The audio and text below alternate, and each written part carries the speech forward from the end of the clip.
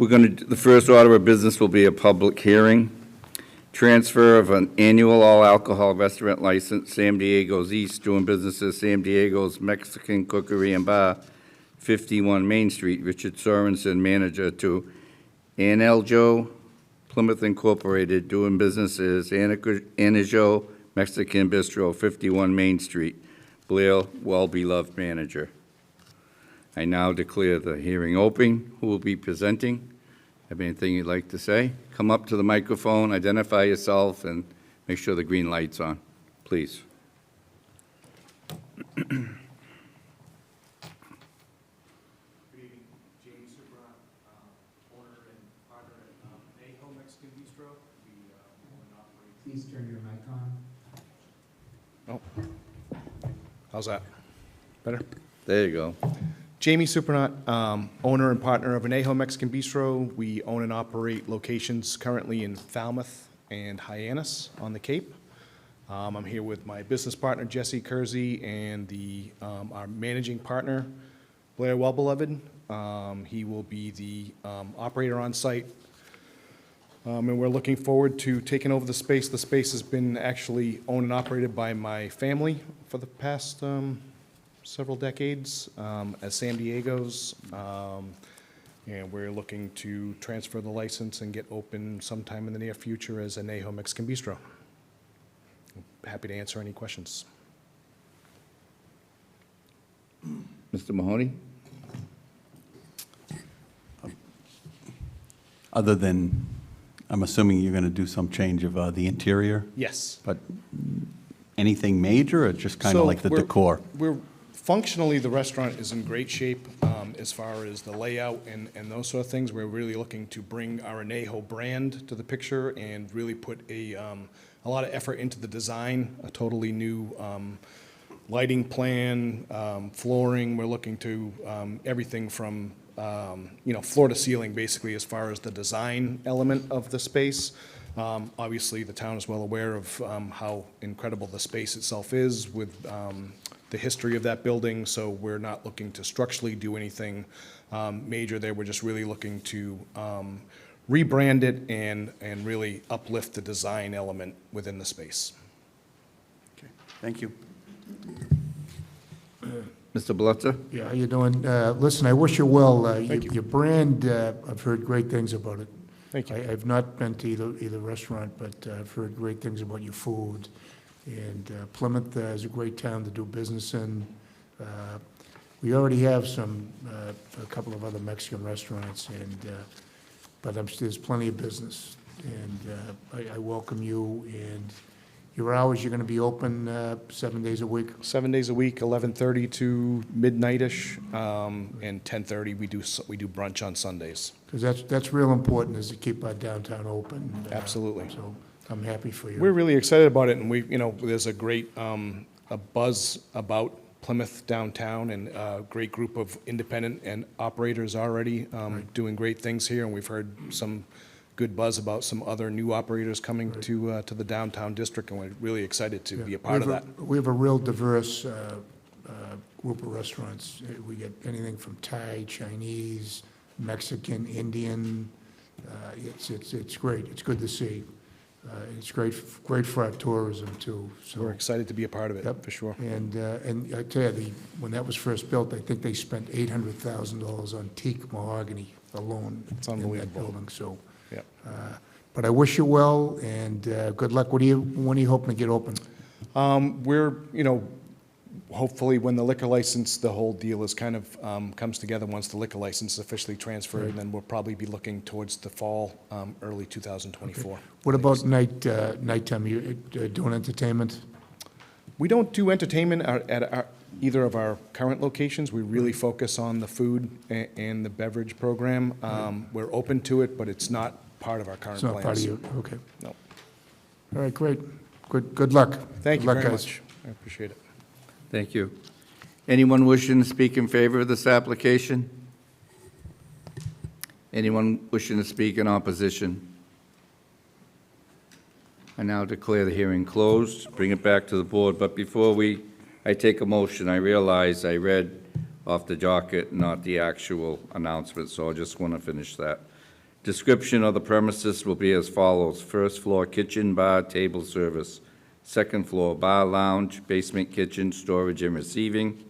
One first floor entrance exit on the west side of the building, and one entrance exit on the east side of the building.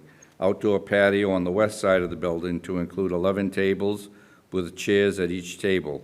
Applicant seeks to add outdoor dining tables on the sidewalk and in a parking space per the license agreement from the town. Anyone wishing to be heard on this matter should plan to attend this meeting. I just wanted to add that into the... Absolutely. I get one more question.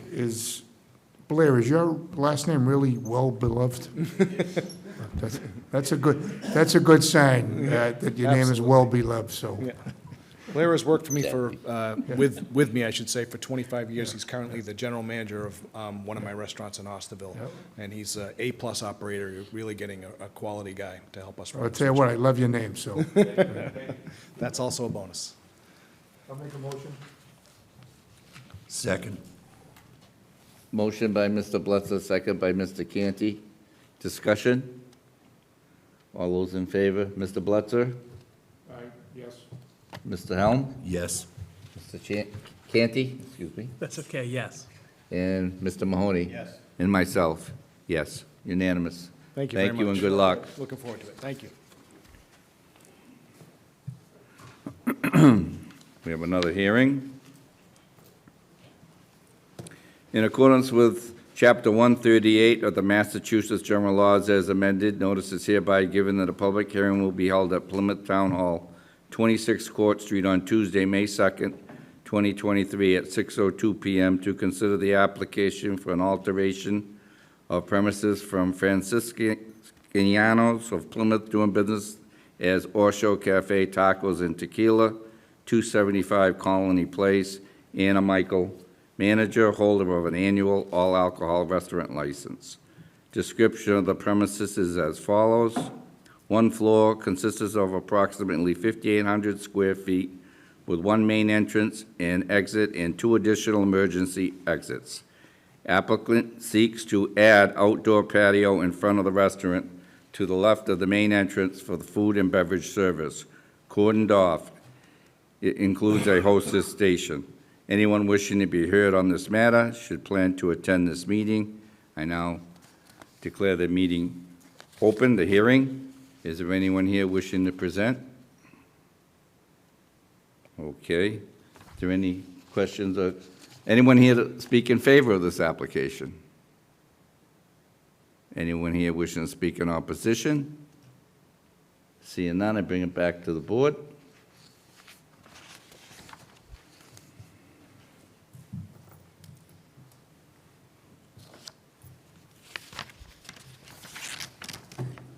Mr. Chairman, I'll move approval. I'll second. Moved by Mr. Mahoney, second by Mr. Helm. Discussion? All those in favor? Mr. Blitzer? Yes. Mr. Helm? Yes. Mr. Canty? Yes. Mr. Mahoney? Yes. And myself, yes. Unanimous.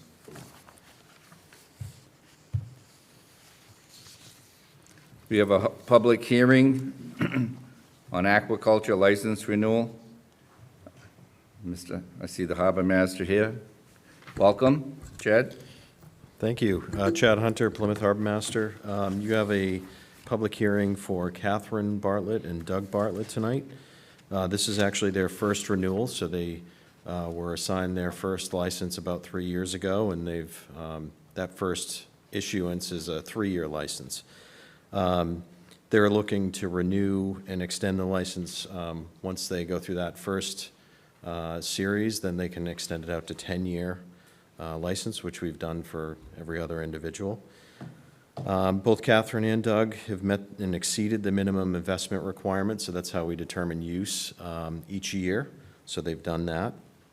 And they're actually currently landing oysters as Corded Shellfish Farm. So they are producing oysters, which is really great to see, given, 3 years isn't really long to get up and running and actually start landing oysters. So they're doing a great job. Doug is here tonight if you have any questions for him, or if you have any questions for me, be more than happy to answer them. Any questions for the harbor master or the applicant? Seeing none, bring it back to the board. You got a question, Charlie? I'd like to make a motion that we Okay. approve this. Second? Second. Motion by Mr. Blitzer, second by Mr. Canty. Discussion? All those in favor, Mr. Blitzer? Yes. Mr. Helm? Yes. Mr. Canty? Yes. Mr. Mahoney? Yes. And myself, yes. Unanimous. Thank you.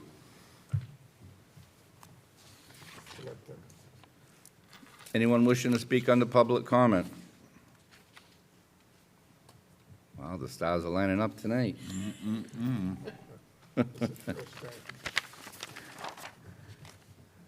All righty, just looking over the licenses.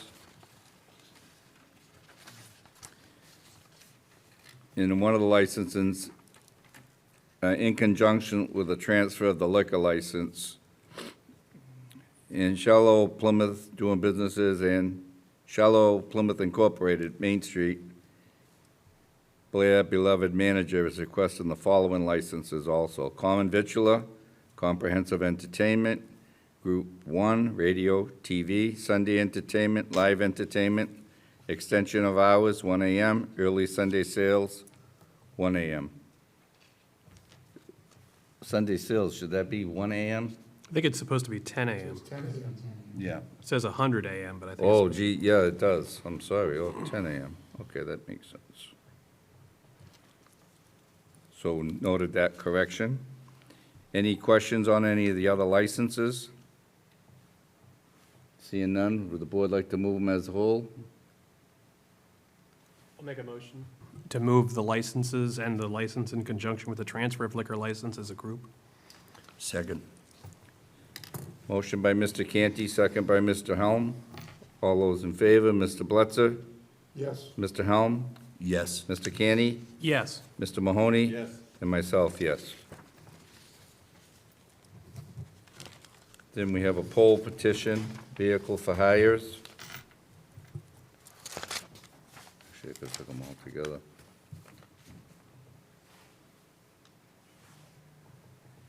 And we have a one-day wine and malt and a bunch of additional licenses, single ones. Any questions on any of those? Move approval. The outdoor amplified music also, John, and the poll petition? Yes. Okay, so we're gonna move them all. And special occasion is the last one. Do I have a second? I'll second it. Discussion?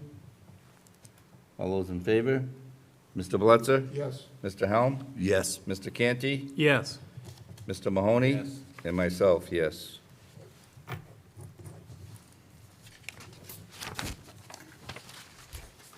Okay. On the administrative notes, somebody was requesting that we take the first one separately and have a little discussion on that. Is that correct? Yes. Okay, so, Do we want to start there now? sure, go ahead. So I was just looking for, I'm sorry. So obviously, this is something, can somebody, maybe the town manager, someone else, just inform the rest of the board, including myself and the public, as to what we're voting on in this first one? And then obviously, my second question would have been, obviously, Mr. Helm is willing to step up for this position. So is there a quick definition of what's going on here? There's some background. So sometime in March during the PAC TV panel discussion, when we discussed the proposed charter that went on the ballot, the moderator had stated publicly that if the charter were not to pass, he would immediately appoint a charter review committee. What is before the board this evening is that in the moderator's efforts to appoint a committee, he is asking for a member of the select board and also a member of COPC to join him on a committee known as the Charter Review Appointment Committee. And so it would be those three individuals that would review a number of applications and then appoint, I believe, would be a 9-member Charter Review Committee. Okay, so it's not like the select board designee will pick 3, it's not like the COP designee would pick 3, and these 3 individuals are going to get together, evaluate every resume or application that comes in, and then check 9. That is correct. Okay. Mr. Chairman? Mr. Blatter? Derek, I have a question. What does the Charter Review Committee, what's their purpose? So the Charter Review Committee, again appointed by this select group of 3, will review the existing charter. They will, I would imagine, at least convene for a period of about 12 months, and then bring back a set of recommendations to the town meeting for final approval. Charter review committees do not have to go to the ballot. They can look at the existing charter and make changes to the existing charter, but cannot change the form of government. And that would, again, would receive final approval by town meeting at some point in the future. Thank you.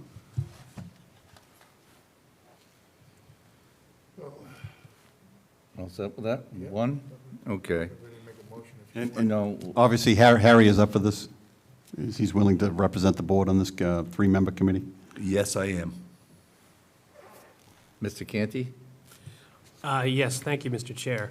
I did want to point out that there is a member of the public in the audience that was personally affected, or a family member was personally affected by the dangerous or nuisance dog issue in administrative note number 3. I don't know if that individual wanted to be heard or was just in attendance due to the interest that they have. But if they did want to be heard, this would be an opportunity that they could.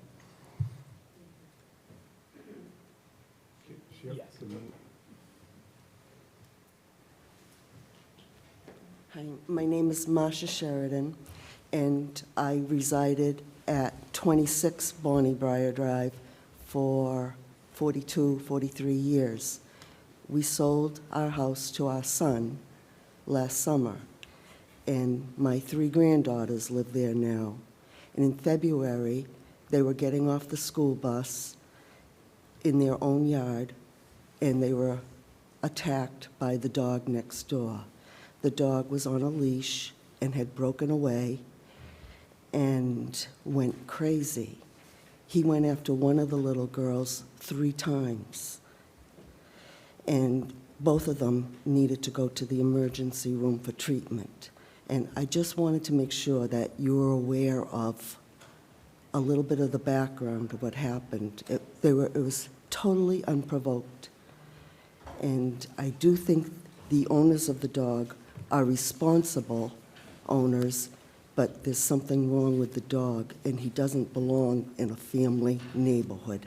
All the houses are very close together in that area, and I just wanted to make sure you were aware of some of that background.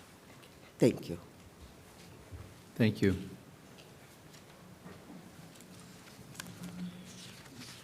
Derek, can you speak of what's number 8? Will approve and execute a local initiative program application for a project at 195 Fort Street?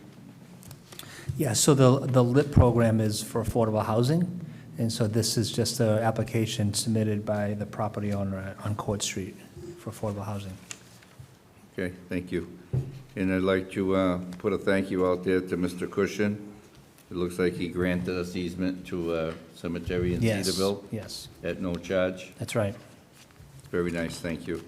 Could we actually send out, have Anthony maybe write up a letter, and I'll sign it and send it off to him, thanking him. That was nice of him.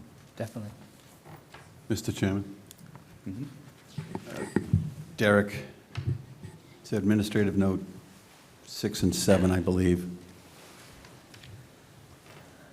I remember, if we go back a month or 2, I know the, Ms. Cavaco had brought up individuals talking about beat stickers, and I think it was a scenario where there was some people that might have sold a vehicle or somehow lost one, didn't want to have to be charged to get a replacement sticker. And I think, I can't remember exactly what you said. I think there was some sort of solution that was brought up for those individuals who had reached out. But that's not reflective. I don't think we're actually changing that policy. If I look, I don't know what page that's on, Derek, Kevin. But the policy still stands. The policy Right. still stands with respect to, they should bring, if they, if they're going to Piece sell of their the- cars, they're supposed to bring in yes. a corner of the sticker That's and right. prove that they have it. So I guess, where does it stand with respect to those individuals who had reached out a month or two ago and wanted to? Right, so there was one case that we were made aware of, that an individual sold their vehicle and did not understand the policy, and so therefore didn't take a piece of the sticker when they sold the vehicle. So as I requested at the time, Selectman Cavaco, to ask that person to bring in the bill of sale from the vehicle they purchased, and then. And the maybe some transfer. other And then the backup transfer of the- documentation that would. Right, and so we requested that so that we can verify that they did purchase a new vehicle and they did sell their previous vehicle. Okay. And moving forward, though, but the policy, that aspect of the policy will remain the same? That's correct. Okay, thank you. Any other comments or questions from the board? Okay, looking to move 1 through 10. Second?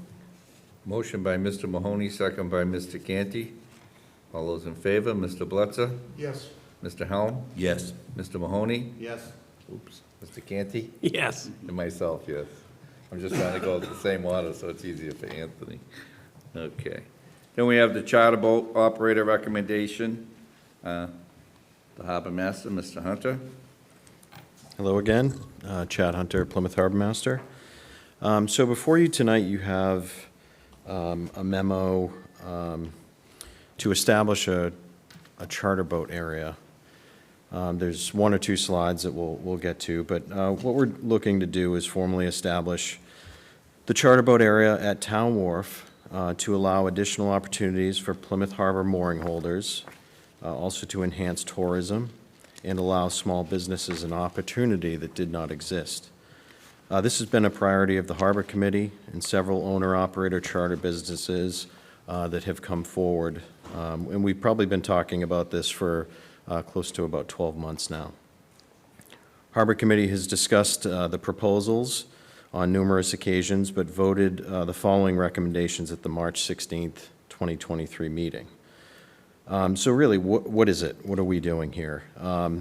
The area is an extension of an existing private charter area to the east. It adds approximately 75 feet of town-owned floating dock space, a washdown area, and fillet table to be accessed by those mooring holders wishing to participate in the program. Who can participate? To participate in the program and have use of the area, Harbor Committee and the Harbor Master developed a list of criteria with the input from the charter boat operators. And the town wanted some assurances that charter boats operating off the town floats would meet all U.S. Coast Guard licensure and safety protocols, have the appropriate level of insurance coverage, and maintain safe access for others that walk across these floats, because there's also access for tenders and skiffs that are tied up here as well. So just going through the recommendations. First of all, the charter boat owner must be a mooring holder in the town, so in the inner harbor. The idea behind that was we didn't want to overwhelm, it's a fairly small area, and we didn't want to overwhelm that demand, and we feel as though out of the existing mooring population, there's probably 6 to 10 charter boats that will use this space, and we figured that that was manageable. So we wanted to make sure that we were supporting our mooring holders. The second recommendation was completion of the U.S. Coast Guard uninspected passenger vessel safety examination. And this was a program, it's a packet that the Coast Guard will actually come down to your boat, and they go through everything from do you have a license to do this, to how many life jackets are needed, the flares, They go through it really top to bottom, make sure that they're running a legitimate charter boat operation. This program is actually voluntary, but we thought this was the best way to make sure that the charter boats using this area are doing so appropriately and safely. And the charter boat operators were, a lot of them already complete this anyhow, so that was a good standard to use. The general liability insurance, listing the town of Plymouth as additionally insured. The coverages, these are pretty standard across the board. It was what the insurance company had recommended, that we recommend the charter boats to have to protect the town.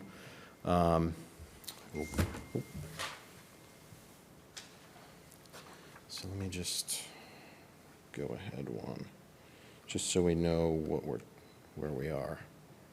Oh, just kidding. Perfect. Okay, so this was important to the presentation, just to give you an idea of where we are. So to the right of the slide, this would be, does the pointer work? Oh, yeah. Like Tavern on the Wharf is here. Woods is just kind of off the screen. You get the Captain John boats out at the end. So this area in green is the private charter boat area that has been in existence. The yellow, this is the new designated charter boat area.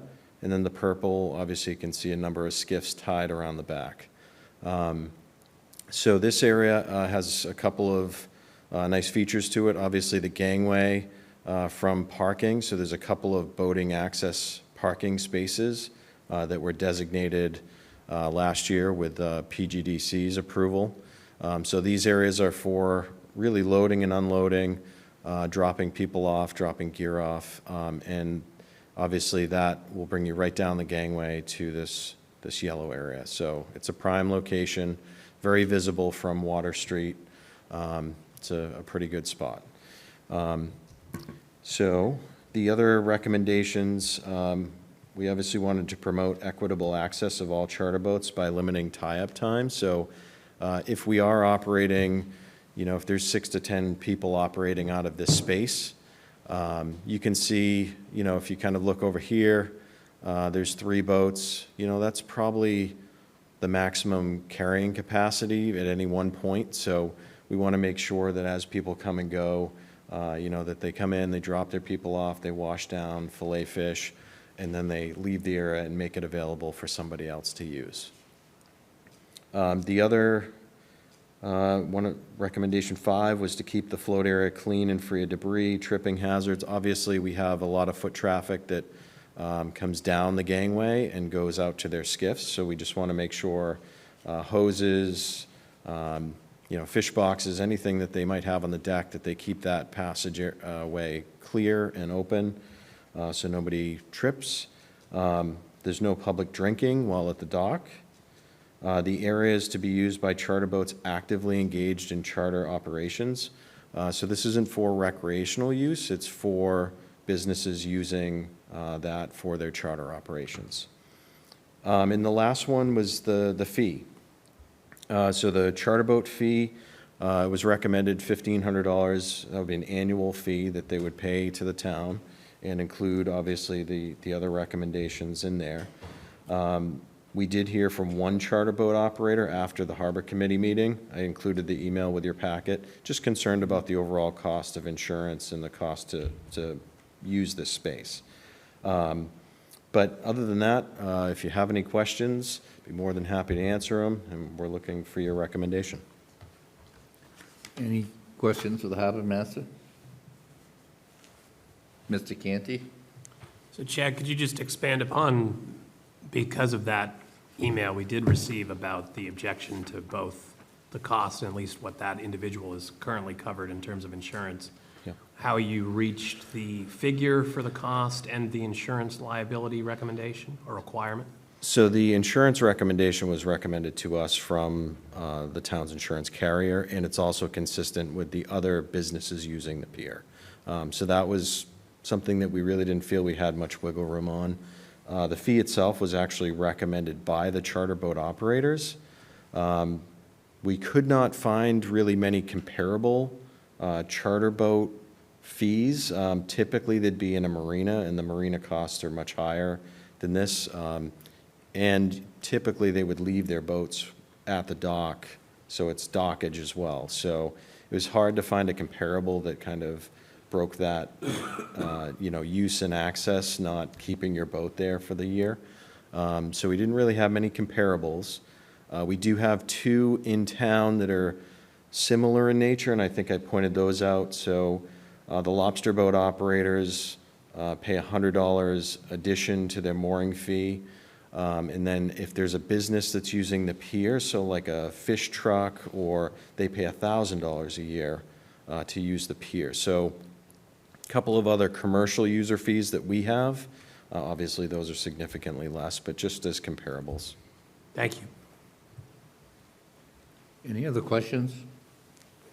I have two, Chad. Sure. The fee money, where does that go? Do you keep any of that to reinvest in all the renovations that you all just got done doing down there, or for upkeep or anything like that? I believe this fee would go to the general fund. So the answer is no. Correct. So the second question, who's in charge of the maintenance, say, for down there, the wharf? So the floating docks, we obviously maintain, the town does. So we own them, we maintain them, so they're not having to invest money to do that. So that's one benefit to them. They show up in the spring, the floats are in good shape, the gangway's there, and then in the fall, we'll break them down. The town breaks them down and maintains them. So you just look for, if you need something replaced, you just put it in an article and go to Correct. town meeting then? Yes. Or get a grant, which you guys have done. I say you guys, David's in the audience. You've worked very well for the town Yep. in that respect. Yeah, if it's a minor fix, we obviously have an operating budget that will cover light maintenance of these. But if it's something like replacement or complete overhaul, yeah, that would typically be a town meeting request. Now, in these leases that you have, you're drawing up, in any of the leases down there, when do you visit those and look at an increase or a percentage increase? So they don't stay the same for like X amount of time? So there's obviously different renewal periods, so some of them are 3 and 3 year renewals, and, typically you would look for comparables at the renewal. Then some of them are a bit longer term. I know Captain John Boats, which I think just renewed recently within the last month or so. Typically, when they'd come up for renewal, you'd look for some sort of comparable figure and adjust it at that time.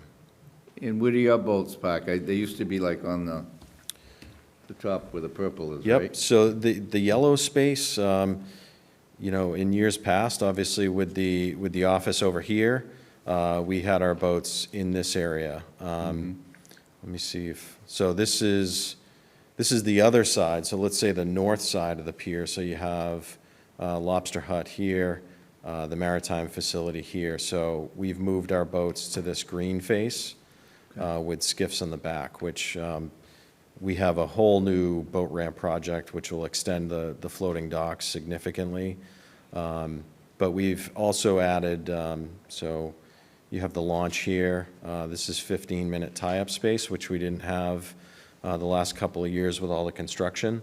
And I can tell you that's right outside my window, and that gets used a tremendous amount, so it's really nice to have that available for people. But it's very similar to parking. So we have a skiff crowding issue, and whenever you create space or dedicate space for any type of use, that's kind of a push-pull factor. But hopefully with the boat ramp project, we'll have additional skiff space. We'll be able to maintain these uses, the 15-minute and the charter boat, and hopefully we're in a good space. And my last question, I know, and I think I have this right, they went for funding with the VSB, and was that for moorings, right? Moorings, Additional yes. moorings? Yeah, correct. What area is that? That's for somebody visiting the town that calls up Yes. ahead, or? Yep, so Can you we, just- Can you show us where those are? So I can't pan over, but basically the mooring field, you can see there's a couple right here. When we regrid the mooring field, we put all of the town transient moorings together and we put them close to town with the idea of trying to lure or encourage people to come ashore. Right. Because, you know, it's one thing for them to visit and stay and sleep on their boat in the harbor. We want them to come ashore, we want them to go get something to eat. So we tried to make that as convenient as possible for them to do so. Obviously, with the maritime facility, they have restrooms, they have showers, they have laundry. And the idea behind that was, you know, don't just stay a night, why don't you stay, you know, a few nights? So the longer we can keep them here, more money spent in town, whether it's fuel, restaurants. And we've had a lot of really great feedback over the last few years. Whenever somebody stays with us, they leave us reviews. Really? So we've actually had, I think last year was our, we were 4.7 out of 5-star review. So we get a lot of returning people that come back because they've enjoyed themselves. And it's a great advertisement for the town as well. How many of the moorings do we have roughly in the water right now for the visitors? 12. 12? Yep. And you're gonna keep expanding on that?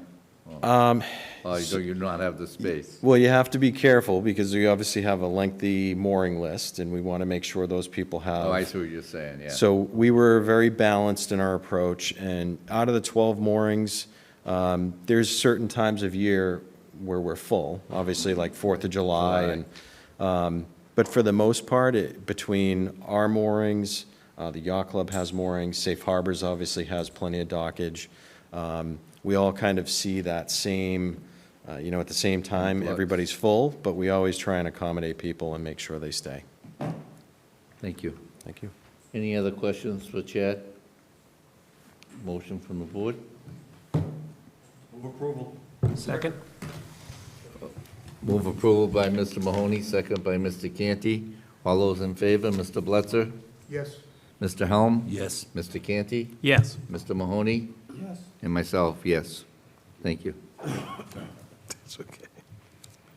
Next is American Cruise Lines Agreement. I can take that. Okay. So to the board, as you know, the town and its officials, the chairman of the Harbor Committee, Phil Chandler, our harbor master, myself, and many others have been working very closely with the American Cruise Lines to come to an agreement with, for a 3-day pilot agreement. As you know, we had to work very closely with the lobstermen and the fishermen on this agreement to make sure that we wouldn't prevent access to the winches, and we believe that we've been able to accomplish that. We had a meeting just a couple of weeks ago where the American Cruise Lines sent down the boat captain, which I think was probably something we should have done 6-7 months ago. He came down, he met with a number of the lobstermen to just walk the wharf, look at areas where they could tie up so that they wouldn't prevent access to those winches, and they were able to find an agreement on that. So because of that, what's presented to you this evening is, again, a 3-day pilot agreement. American Cruise Lines is asking to tie up on August 19th, August 26th, and September 2nd. For a total cost of $3,000 for those 3 days of tie-up. We would then, assuming things go well, we will then revisit this with the Harbor Committee, who voted unanimously just this past Thursday on this agreement. And then hopefully, if things go well, enter into a much more long-term agreement. So pending any questions, the agreement is before you for final approval. Any questions for the town manager? Mr. Mahoney? Question, not necessarily questions, Mr. Chairman, but comments and just confirming. So there was a lot of angst over this, and I know there was a lot of work, and a lot of people got together, and a lot of phone calls coming to where we finally are tonight. So it looks to me like it's 3 consecutive Wednesdays, the last 2 Wednesdays in August and the first one in September, I believe. The last 2 Wednesdays in August and the first Wednesday in September. Okay, so it's basically like a 3-trip rehearsal. That's right. that we're going to be keeping an eye on this, and I hope that the board and the public knows exactly what time the ship is coming in on each of those 3 days, and maybe more importantly, if one of those 3 days is going to have a much lower tide cycle upon arrival than the other two, because that's a significant variable in this. And so it's my understanding is that notes will be taken, there'll be an analysis done of all 3 of these trips, then we'll get into Labor Day after Columbus Day somewhere, and the stakeholders will sit down and do an analysis of what happened. And if it's a complete train wreck, then obviously we'll probably never revisit this again. But if it's not that bad, then we'll tweak a few things and then look at entering a much larger agreement entering the summer of '24. That's right. Is that fairly accurate? Yes. Okay, thank you. And the terms of that agreement still remains to be seen, how many stops that would be, what period of time that would be. But again, we want to get through these 3 pilot days before we even enter into those conversations. Right, and that's why, I mean, I want to make sure I get down to at least one of those and watch how this ship maneuvers through that channel. And not that I'm an expert at this, but I think we all should see this firsthand. And so it's just very important that we know the times when that ship is arriving on those 3 Wednesdays. Thank you. Mr. Plaza? Derek, thank you. This is an example of, I mean, a lot of work went into this. Years ago, all the money that was spent on dredging the harbor was exactly for this kind of use. And this just shows that the administration, the town manager, with Chad, David, you guys all work together with the businesses, the fishermen, and also the tourism piece to make this work. And it's an example of everybody sitting down together and working out, the bugs, as they say. And you're going to try it and see, and there may be some more issues that have to be worked out. But in the end, this is going to add to our tourism, which is our #1 industry in Plymouth. It's going to help the tourism. It's going to bring people, it's like 110 people at a time into our town. And hopefully this works, and we can, in the future, have a lot more cruises come to our town. And hopefully the fishermen, everybody works together on this. And the restaurants, everybody, the businesses, all the businesses selling merchandise, can all gain from this. But I give you guys all credit for working together. And I give the lobstermen, I know there was some heated, I was in one of the heated, and they, because it's their livelihood they're worried about. But everybody, and the harbor committee too, but everybody reasonably, respectfully work this out, and hopefully, knock on wood, hopefully this goes smooth for you. But anyway, thank you. Any other comments or questions from the board? Okay, then, board's pleasure. Move approval. Discussion? All those in favor, Mr. Blutta? Yes. Mr. Helm? Yes. Mr. Canty? Yes. Mr. Mahoney? Yes. Myself, yes. If now that that's been approved, thank you very much. As you all know, there was a lot of consternation with these negotiations, so a special thanks to our state delegation, Rep. Muraturi, Senator Moran, Rep. Lenatra, and then even former Senate President Therese Murray got heavily involved in trying to bridge this gap to get this done. So again, a lot of appreciation to them for helping us get here. Thank you. I know, I should have mentioned them, I'm sorry. Thank you for adding that, Derek, thank you. Thank you. Department of Public Works 2023 Road Program, Mr. Downey, I believe.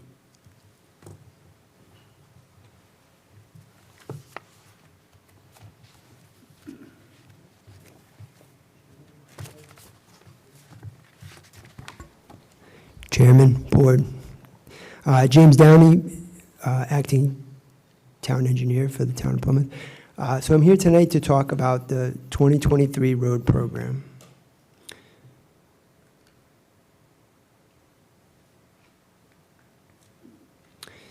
Our road program covers about 377 miles in Plymouth. Out of those 377, we have accepted and unaccepted roads. About 243 accepted roads, with 229 of those being paved and 14 miles of gravel road. We have unaccepted roads of 134, with 74 miles of paved and 60 miles of gravel, for a total paved roadway network of 303 miles and 74 miles of gravel road. Last year's program included the paving of 4 miles of roadway. It also included 29.7 miles of roadway preservation, which included crack seal and rubber chip seal. We also had made some drainage improvements at various locations and sidewalk improvements as well. From last year's list of paving and reconstruction projects, we had streets like Billington Street, Cherry Street, Commerce Way, Court Street, Elliott Lane, Hemlock Street, Hilltop Avenue, Murray Street, Pearl Street, Pine Street, Sycamore Terrace, Teaberry Circle, Turnberry Drive, and Valley Road. This accounted for about 3.97 miles of paving. For rubber chip seal, last year we had chip sealed the following streets: Beatrice Avenue, Derrick Drive, Desiderato Drive, Dixon Drive, Freeman Circle, Freeman Drive, Jessica Way, Jonathan Circle, Kayla Circle, Perseverance Path, Persistence Cove, and Zion's Place, for a total of 3.25 miles of unaccepted roads. We also have an extensive list of streets that we performed crack sealing, and with approximately 60,000 linear feet of unaccepted and 80,000 linear feet of unaccepted, for a total of 26.37 miles of crack seal. This slide here shows a map that we produce that depicts the streets that we have paved over the last 5 years. We have this on our website, and we provide it for contractors to let them know what roads are under moratorium after they are paved. This slide here shows an existing condition analysis, which takes a look at the whole road network in Plymouth, the 303 paved miles of road, and it breaks it into different categories of repair method. So based on each road's condition, it falls within either a major rehabilitation, a minor rehabilitation. Some roads fall under preservation, preventative maintenance. Others are routine maintenance, and then there are others that fall under no maintenance required. When you add up the cost of each of these types of works for the linear mileage of each category, you can see that the total needed amount of money to address every street would be over $135 million.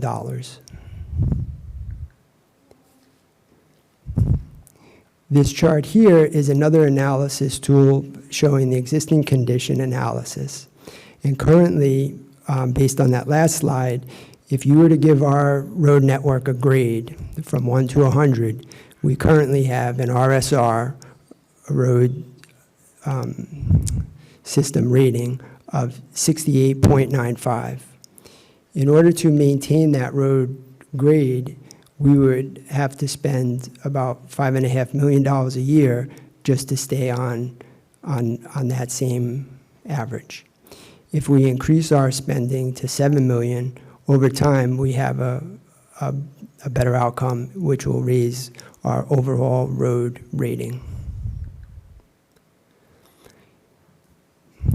This year's 2023 road program. James, Yeah. all right, can you go back to that prior slide, please? Not that one, the next one. Right there, okay. So, I'm sorry, the next one. John. There you go, thank you. Okay. All right, so if we maintain 5.5 million a year, but you're only saying for the next 5 years, correct? That is right. This Our this show- overall, all 300-plus miles of roads will basically should hold steady at about 68 to 69% rating, okay? But if we want to get up to 7 or 8.5 million per year for the next 5 years, we could get it up in a little bit over 70. If you go in 8.5 million over the next 5 years, we could get a road rating, in theory, up over a little bit over 72. That's correct. Okay, just for the next 5 years.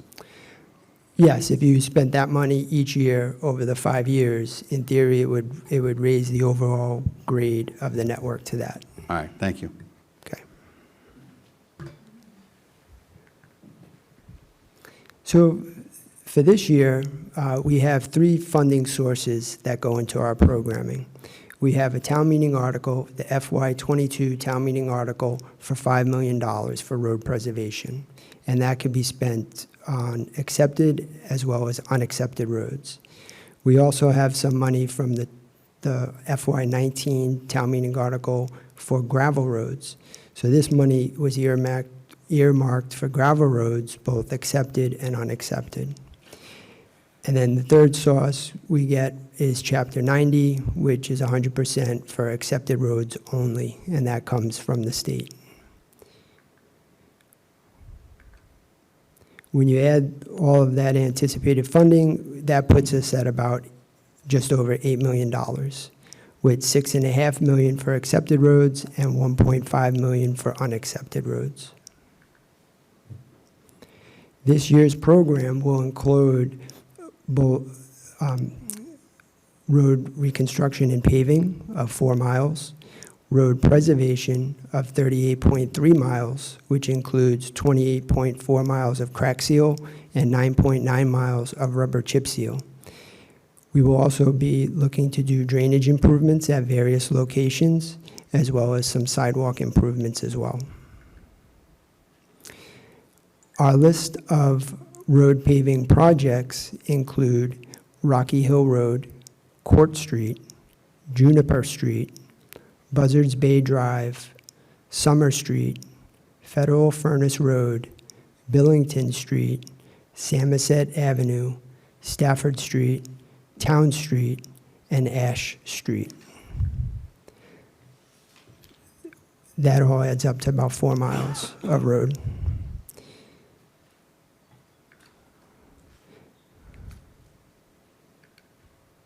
Crack seal, we're going to look to do on various streets throughout town. So we anticipate about 28.4 miles, half of that being accepted roads and half on unaccepted roads. Rubber chip seal we'll be looking to do on Lunds Way, Sweeney Lane, Gabrielle Lane, Nathan Lane, Kim Circle, Joyce Drive, Lynn Circle, Arthur Circle, Welton Drive, Thompson Circle, Jennifer Circle, Morosky Lane, Long Pond Road, Carter's Bridge Road, and another section of Long Pond Road,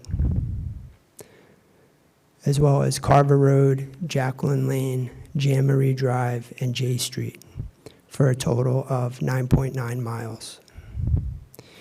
Drainage projects will include work on Lunds Way, Sweeney Lane, other various private roads within the Ponds of Plymouth, as well as Davenport Road, Winthrop Road, Jamboree Drive, J Street, Jacqueline Lane, Long Pond Road, Carter's Bridge Road, Little Sandy Pond Road, 91 Manamet Ave, and Samoset Ave.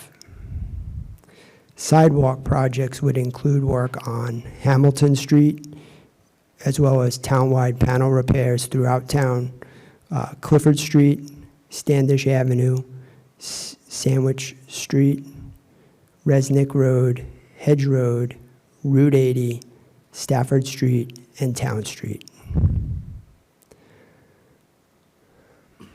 Other streets that have been identified but are under evaluation include Halfway Pond Road, Wareham Road, Black Cat Road, Little Sandy Pond Road, Hyannis Road, Indian Ave, Sandy Pond Road, Samoset Street, Carver Road, Long Pond Road, Apollo 11 Road, and Standish Avenue.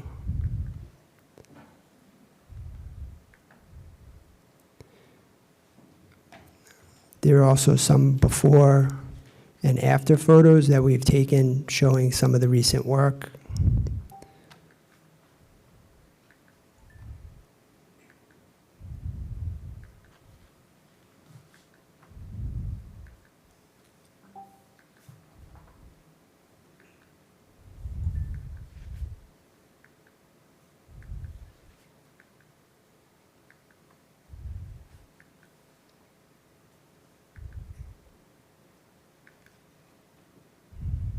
And then we're open for questions. And I don't, Anthony, I think there was a video that, is that on? And then Anthony's going to queue up a video that just goes along with the presentation to hopefully answer some other questions, and then I'll be here for questions and answers. Any questions from the board or comments? Mr. Helm? So I'm going back to the slide where you kind of break down the repairs needed, major rehabilitation, minor rehabilitation, preventative maintenance, routine maintenance. It's in the middle of your project, before the right before the slide that Mr. Mahoney was referencing. And I'd like to get a little bit more clarity, I guess, or examination of the major rehabilitation, which says that it's a reclamation full depth, and that we're talking about 58 road miles in the town of Plymouth. Okay. Yeah, so to expand upon that, so when we're talking about our paved roads, what this is referring to is out of the 303 miles, so we had a company come in the past and then more recently to ride every street and evaluate their existing conditions. So every street had a different grade. What this is saying is 58 of those are in pretty rough shape. And when they get to a point where they're in really bad shape, we consider that a major rehabilitation, which includes a full replacement of the pavement structure. So there's two ways of accomplishing that. One is they could bring in a machine and they reclaim the road, which means it kind of pulverizes the existing pavement into the subbase, mixes it, grades it, and compacts it, and then you pave over that. So that's what we consider reclamation. And then full depth construction is another situation where the road is in really rough shape. You may not have had a really good pavement structure to begin with, so reclamation wouldn't really be as beneficial. So in that case, the full depth, what they do is they excavate the full depth of the road to remove what's there, bring back a good subbase, which would be like a dense grade material, and then they repave the road. So, yeah, a couple questions along those lines. At 58 total miles of major rehabilitation, how many miles in 2023 and how many miles in the 2024 program address these 58 miles? So I'll kind of take a look at the list for this year. So I would say Rocky Hill Road did not fall into that category. Juniper and Ash are close to full depth construction. Those were gravel roads, so there was no pavement structure there that would require reclamation. So they probably will have to excavate full depth, bring in the base, and then pave. Well, you don't, James, you don't have to run through each one of those. No, but I would like to know, at some point, you could send this to me and the rest of the board members, how are we addressing the 58 miles that need major rehabilitation. I mean, it seems to me at 4, 5, 6 miles a year, we're never going to get ahead of this. I mean, in major rehabilitation, you know, the other things, minor rehabilitation and all that, and I understand, but when you get down to preventative maintenance, routine maintenance, no, I mean, when I look at 58 miles, which is the second largest length after minor rehabilitation, and I see that we're doing 4 or 5 miles a year, I don't see any way that we ever get ahead of this, and I don't see any way that, you know, we don't continue to hear people complaining about the streets that they live on that fit into this major rehabilitation category, and I'm concerned about that. And I understand why you're doing what you do and how many you can do. I understand about the pavement program and all that stuff, but I'm kind of questioning whether that pavement fund is actually ever going to get us to a point where we aren't looking at 58 miles, you know, 1/6 of our 1/6 of our streets needing major rehabilitation. I don't see how we ever get in front of that. Well, it is definitely a challenge. What we would do is we try to do a little bit of work in every category. No, I understand. So those that are in that rough shape, we do try to pick away at that. But at the same time, what we try to do is we try to prevent other roads from getting into that category where it would then be even more expensive. So the problem is, and you're right, it is a very difficult and almost very hard to manage situation because we don't have enough money to do all the roads.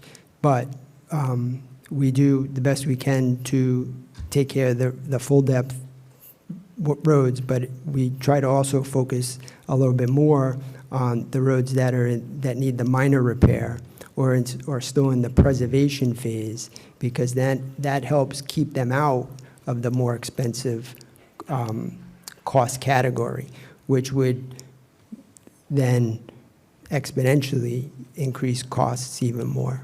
No, I understand that, but it seems to me that we're just sticking fingers in a dike at this point, and the residents, taxpayers of Plymouth, need to know that we have a plan to get ahead of this, as opposed to just not even treading water at this point, I would guess.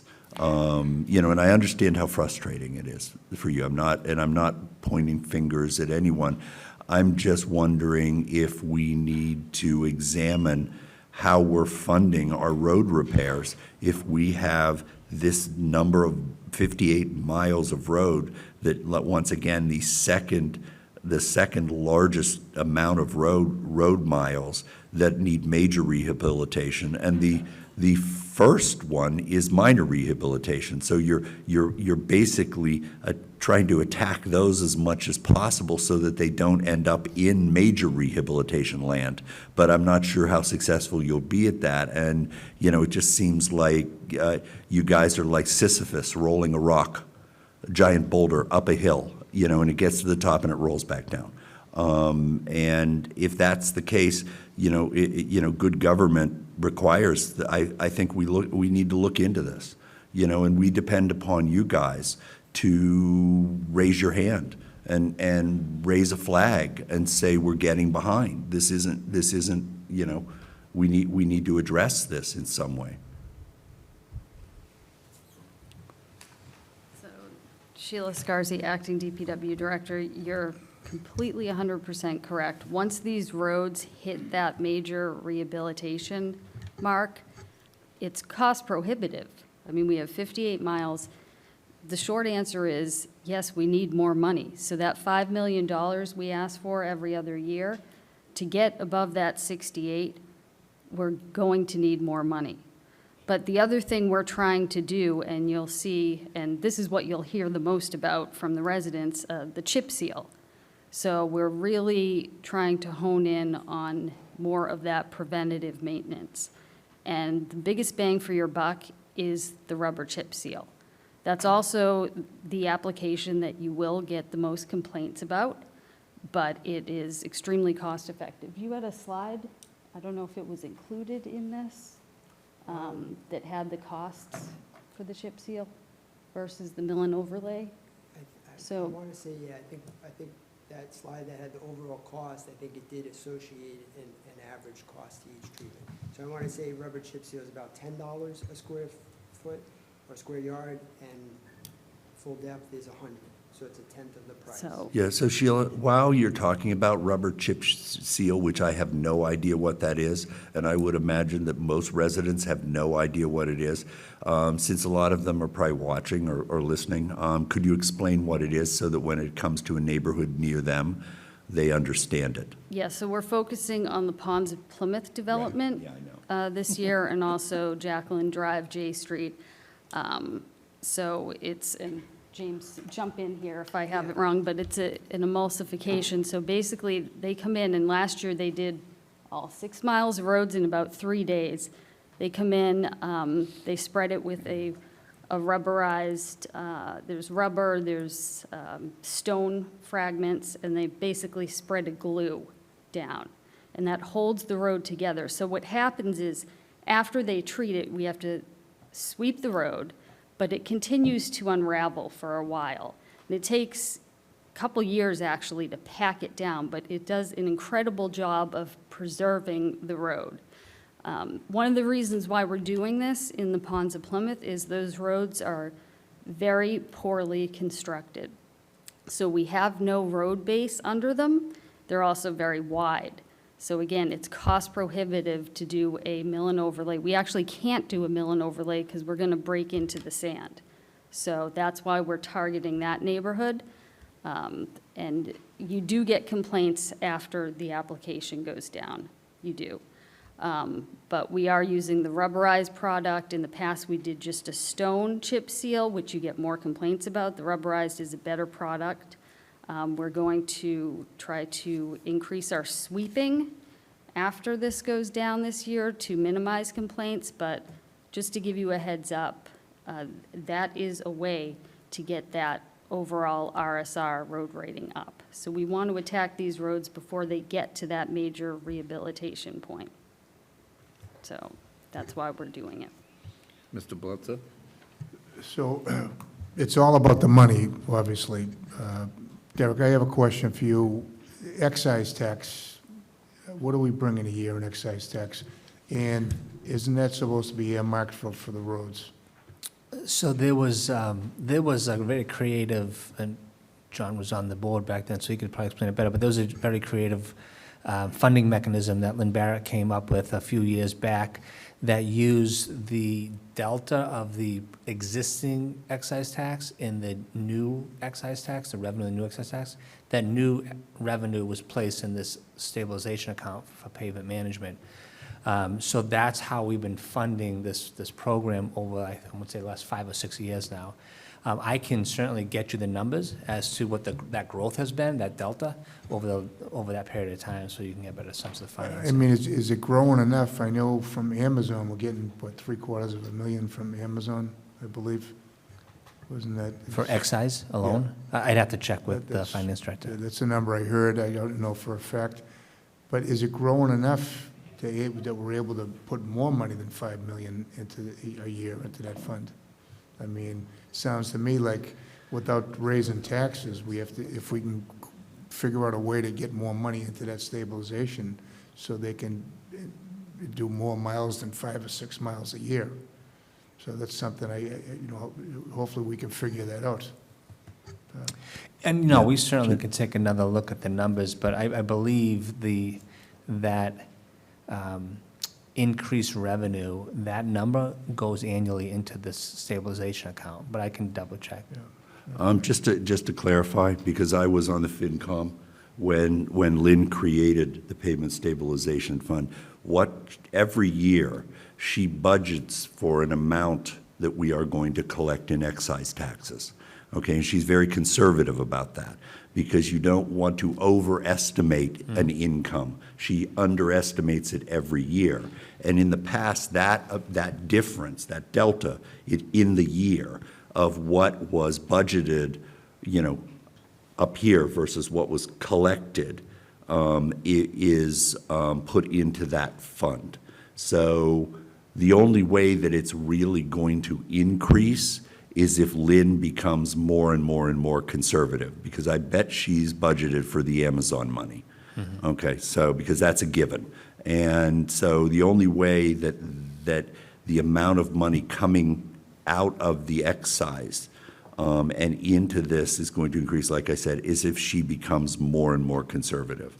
So, I mean, I think that what Charlie is talking about is that maybe we need to revisit how we're funding the pavement stabilization. Because, I'll go back to it. I know I've said it like 5 times tonight. I'm really concerned about the major rehabilitation of 58 miles when we're only doing 4 or 5 miles a year. So. And also, Sheila, you can attest what a big problem this is. I mean, the phone calls you must field, I can't even imagine. So you know better than any of us. Well, we all get the calls too. I get calls all the time, and Derek, but so you know that it's a real problem, so. Yeah, and one of the things I always do whenever a resident calls is I direct them to that pavement management program, which is on our engineering division website.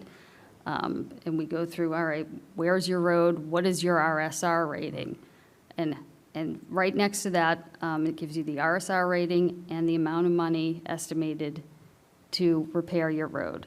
So that's always an eye-opener for the residents, because, people have no idea how much money it costs to pave a road. 2 years ago, we paved about 2 miles of Beaver Dam Road. That was about $750,000. That was just a mill and overlay.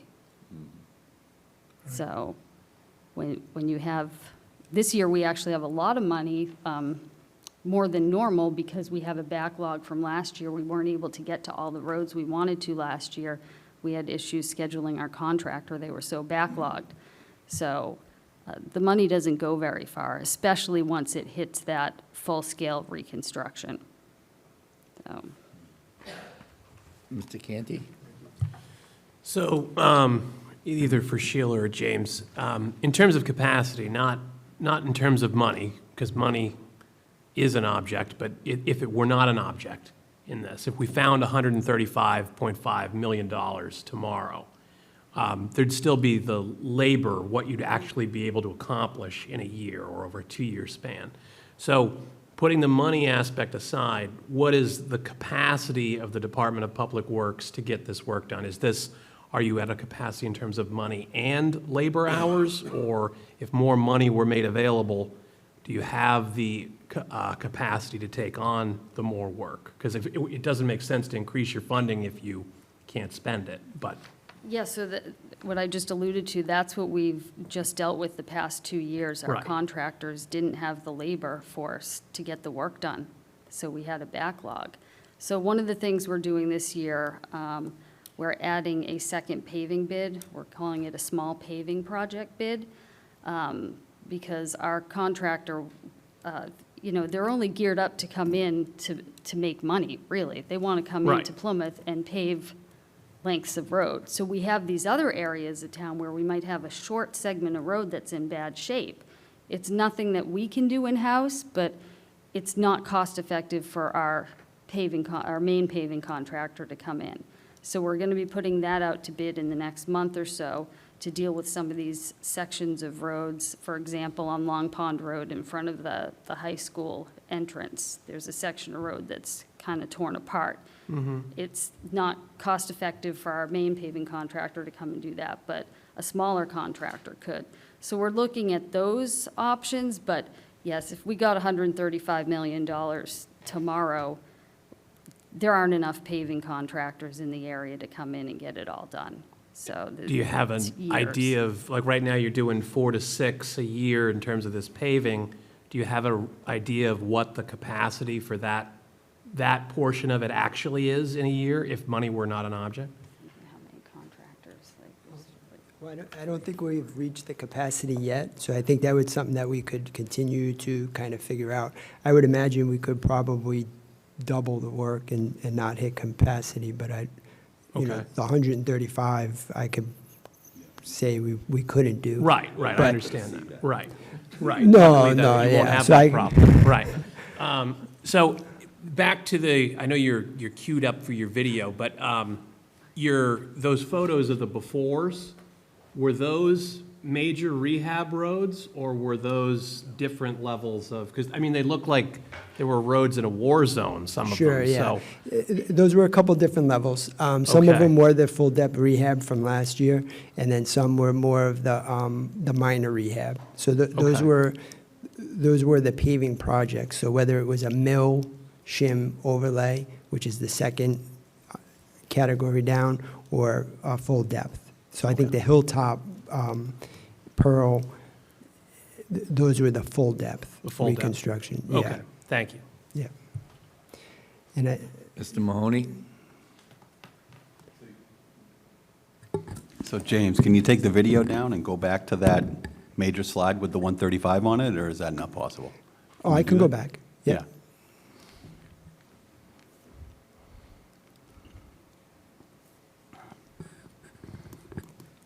I spent 90 minutes earlier today with Mr. Downey down at the Stonebridge Club in the Pine Hills.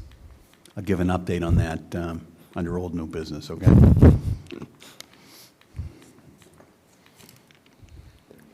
So, just building on some of the comments from my colleagues, so that slide tells me one thing and one thing only. Proposition 2.5 has never worked. It doesn't work, has never worked, and never will work. Okay, Mr. Quintal asked a question earlier about where the harbor master certain fees went. That money, the auto excise tax, should never, zero, none of it should have ever been allowed to go into the general fund. So I look at the 135, and there is a positive there, because when I sat on the board in 2017, I was told then that the number was also 135. So if the numbers are accurate, or the analysis is accurate, and it's still 135, that tells me that we're not making the problem worse. Okay, we're treading water, we're not lowering the liability, but at least we're getting something done positively.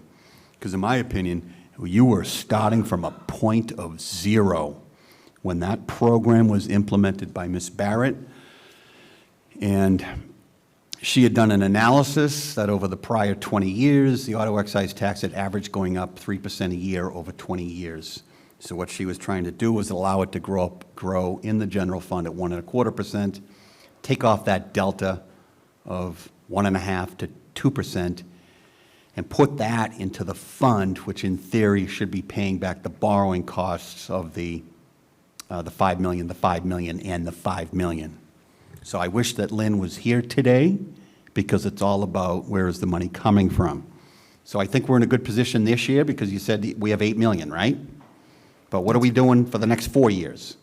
And that's a big question mark, correct? It would be, yeah. I mean, every year we do get the Chapter 90, but we would be looking for more money as well to Correct. So supplement. I agree with my colleagues. That analysis has to be done. I would love to see that number begin to slowly go down. I know we deal with things like pandemics and inflation, but the road I always reference is River Street. James and Sheila, I don't know if that was the worst road you've ever seen in town. There's a lot of roads out there competing for that title, but that one was pretty bad in my opinion. Sure. But there are positives here, and you've got to remember, especially when you look at that top category, that 83 million, the 58 miles, that is decades of doing nothing. And that occurs in all 350 cities and towns in the state. That's how infrastructure is handled. So whatever Lynn could recommend, but I get no problem. So we're in a good place this year. The question is, what do we do next fiscal year? Correct. Because there'll be a drop-off, right? In funding, yes. Yeah. Okay. All right, James, thank you. Yep, thank you. Now the easy question. Oh, sure. When you, and I know you have a scenario how you do this evaluation, Are we doing each part of Plymouth pretty much fairly? I mean, we're doing South Cedarville, Yeah, West Plymouth, because when I'm on the road all the time, I hear, Yep. and I So listen. we do have the map that shows that we do try to spread the wealth. Okay. So there's a lot that goes into the equation, that being one of them. So we do keep that in mind, definitely. The next time you do one of these presentations, if you could add on the slide, like, such and such street, because I know a lot of them, I'm sure everybody knows some of them, but Cedarville, Manamin, that way we know when Okay. we're looking. I Yep. just think everybody could pick up on that. Mr. Lydon. Yeah. I traveled Lund's Way an awful lot, and that road was horrible. And that rubber chipping, it looks stupid, but I'll tell you, it works. Because you have a patch here, big, little. It looks kind of foolish, but I'll tell you, it works. That road's 100% better. Thank you. The chip seal isn't done, that's just step one of the chip seal on Lund's Way right now. So that was the patching that we needed to do before we do the chip seal application. It's going to be in July. Yes, I can get into that a little Okay. bit. So with the rubber chip seal, and that falls under the pavement maintenance or management component of the chart. But in some cases, we go to roads that are in pretty bad shape. And what we do is we try to make some improvements before we chip seal the road. So Lund's Way, for an example, that was one that we had noticed that there was some deficiencies, potholes, drainage improvements that needed to be done. Some crack seal will be coming as well. So we do the shim course, and that kind of takes the curse out of the road surface. And then, so we make all the repairs. It's almost like if you're working in your house and you have to paint a room and you have to fill holes, you put the spackle, it smooths it out, but it looks bad. And then the rubber chip seal would be the primer and paint. So once the rubber chip seal goes down, you don't see those inconsistencies anymore. They get covered with the road surface. And the rubber chip seal, the way that goes down is they spray a liquid asphalt with 20% rubber chips mixed in, and then they cascade or drop stone on that rubber asphalt, and then they roll it into place. So it's a very quick process, and it really seals the road and keeps the water out, and it's very helpful to maintain its life. And the last thing that I have is, I had a request from a resident on South Cherry Street, which I do travel once in a while. It's really, it looks like your failure road section. What I saw, it's patch after patch, but Yeah. if you could email me or something, I can give you the resident's name. Okay. Tomorrow, I'll email it to you and you can respond to them. Okay. Do you need a vote on this, Derek? No? Okay. No, this is informational. And then just for reference, I didn't know where to fit this into the presentation, but this is something I came across, and it kind of helped elaborate what we try to do and what we're tasked with. So you've got an asphalt road. Every year, that road gets a little further from new. Left untreated, that pavement will only last 10 to 15 years. Some cities and counties wait until the road is in need of major repairs before they remove and replace the pavement. That type of fix gets really costly, especially considering all the roads in a network, each getting closer and closer to failure and closer to expensive intervention. This drains the budget and puts the whole network on the path to deterioration.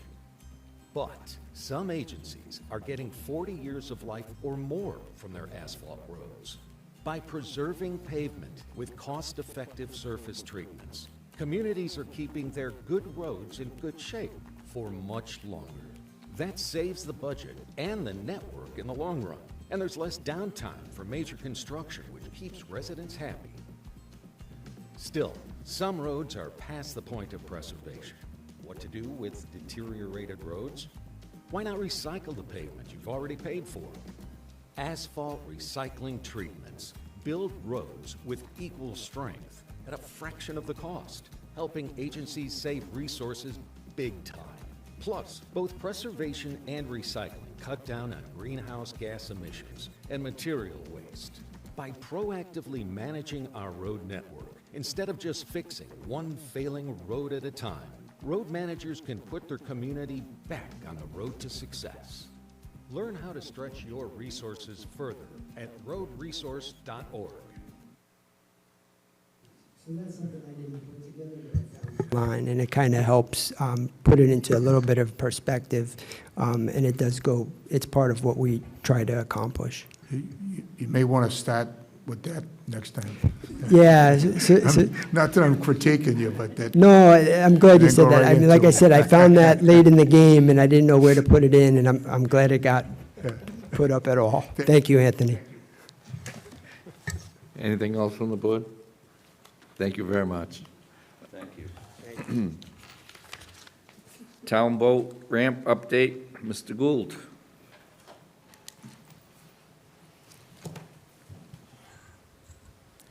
Good evening, everyone. David Gould, Director of Marine and Environmental Affairs. I have a couple of presentations to provide tonight. And the first one is a combination of a status update on our boat ramp project, but also the T-Wharf extension. You have any cartoons for us? I do not. No? I apologize. Hopefully some That's good a tough photos, act to maybe. follow, David. I need to talk to James next time I do a presentation. I'll see if I can get one. This discussion came out of some conversations we had about how we might be able to better accommodate the cruise ships that would come in, and also accommodate the lobstermen and fishermen. And the boat ramp provided an opportunity to do that. So I'm going to go through what we've been talking about, what we've been looking at. So as a brief background, we've been working on several projects in the harbor, as you know, the bulkhead, the boat ramp, and the maritime facility. When we did that, we permitted through the Army Corps of Engineers what's called a zone of reconfiguration. And essentially what we did was ask for permission in one designated geographic area if we could install 20 new piles. Those are the piles that are driven into the seabed to support additional floats. We got that permit, and we've been doing that as part of all these various projects. We installed some new piles for the bulkhead project to allow more tender space.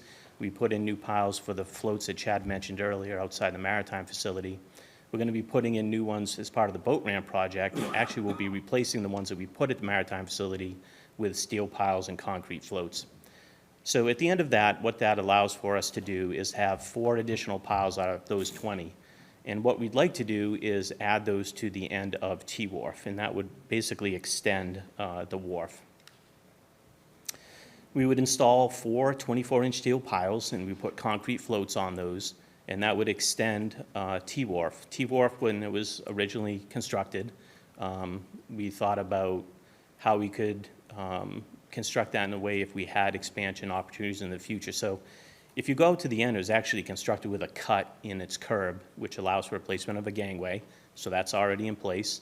The additional length would be about 50 feet. That's what we could do with our zone of reconfiguration in that permitting. And what essentially it would do is allow the cruise ship an additional 50 feet to tie up, which brings them north and allows for that last winch, which is really critical for the lobstermen and the fishermen, to remain accessible to them with no impact. So that's something we're looking to do. It provides additional space for boats and tenders, even when the cruise ship isn't in port. So there's value in it in and of itself.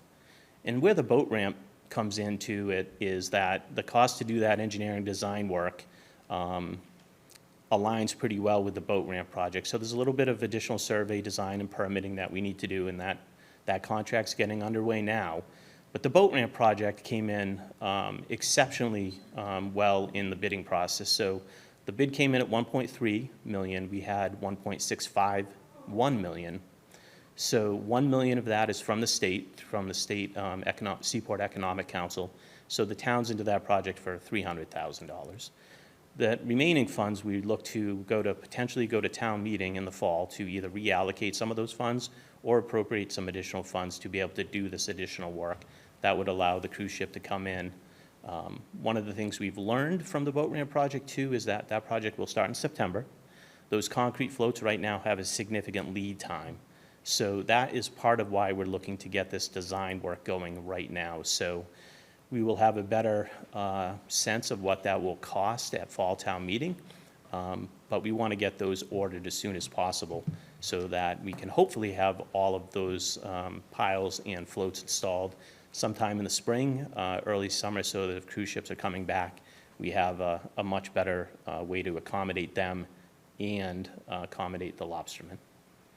So that is a brief overview before I go on to my next presentation. I can take questions now, or I can wait to the end. That's up to the board. Any questions for Mr. Gould? So the first one, you're not looking for a motion or anything. You're probably going to return with a town meeting article. Correct. I think the important thing was we wanted to let you know that, and the community know that we're doing what we can to accommodate the cruise ships, but we're also looking to do even more to ensure that the lobstermen are not obstructed from getting to the winches that they need access to. And I think we can do that. I think we can do that at a reasonable cost.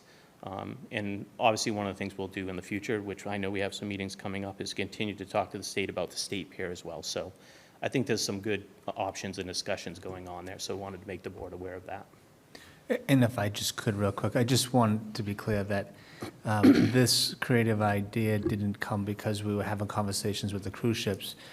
Because even if we don't sign a long-term agreement with the cruise ships, as David pointed out, this is going to create more dockage and more opportunities for tie-up for any, whether it's recreational boaters or anybody else that uses that space over there. So looking long-term, this is a great investment for the wharf in and of itself. I think sometimes Chad and I realize when we do some of these permitting, like the zone of reconfiguration or leaving access ways in structures like T-Wharf, it's more work, but I think these are the kind of situations that sometimes arise in the future, and you're glad you took those steps. It affords you a little bit more creativity. So the second presentation is an update on the Long Beach Coastal Access Pier.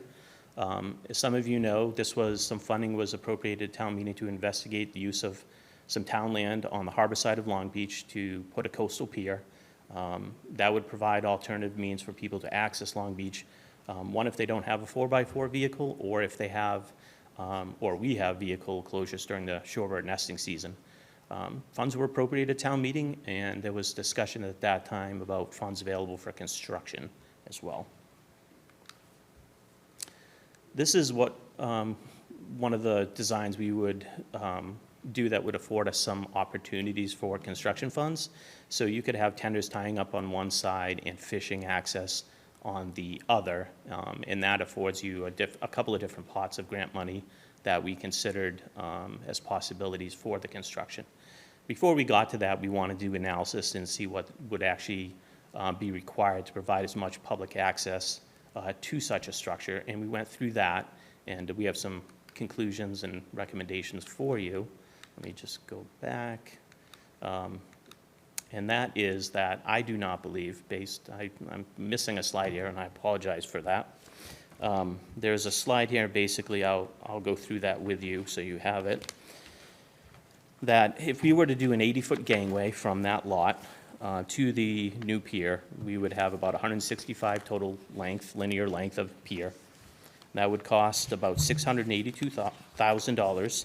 It would provide about 3 feet of depth. So you'd get small boats that could come in and tie up to that up to that structure. That would afford you about 50% of the tide cycle that it could be used. If you wanted to go from the pier all the way out and utilize the entire tidal cycle, it's about 1,000 linear foot long pier structure, which I know sounds completely unrealistic until you realize that our next town over, Sandwich, is currently building a 1,300 linear foot pier structure at the cost of $3 million. So certainly not recommending that, but it is something that is feasible. Now, I also want to update you is that $35,000 from the Environmental Affairs Fund was approved for this study.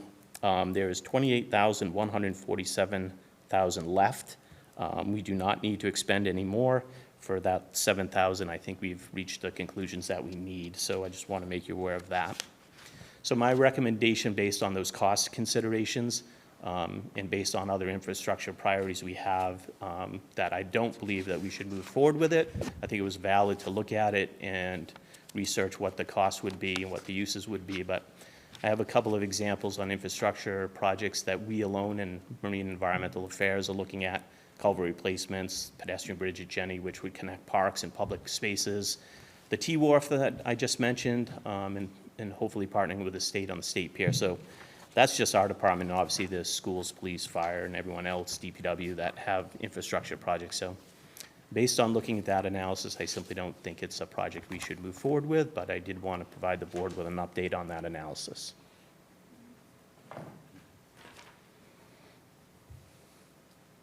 Okay. I'm going to move on. Oh, there's my slide that I was missing. There we go. David, so Yes. obviously I thought that was a very important question that needed to be answered, especially with respect to the tide cycle and access.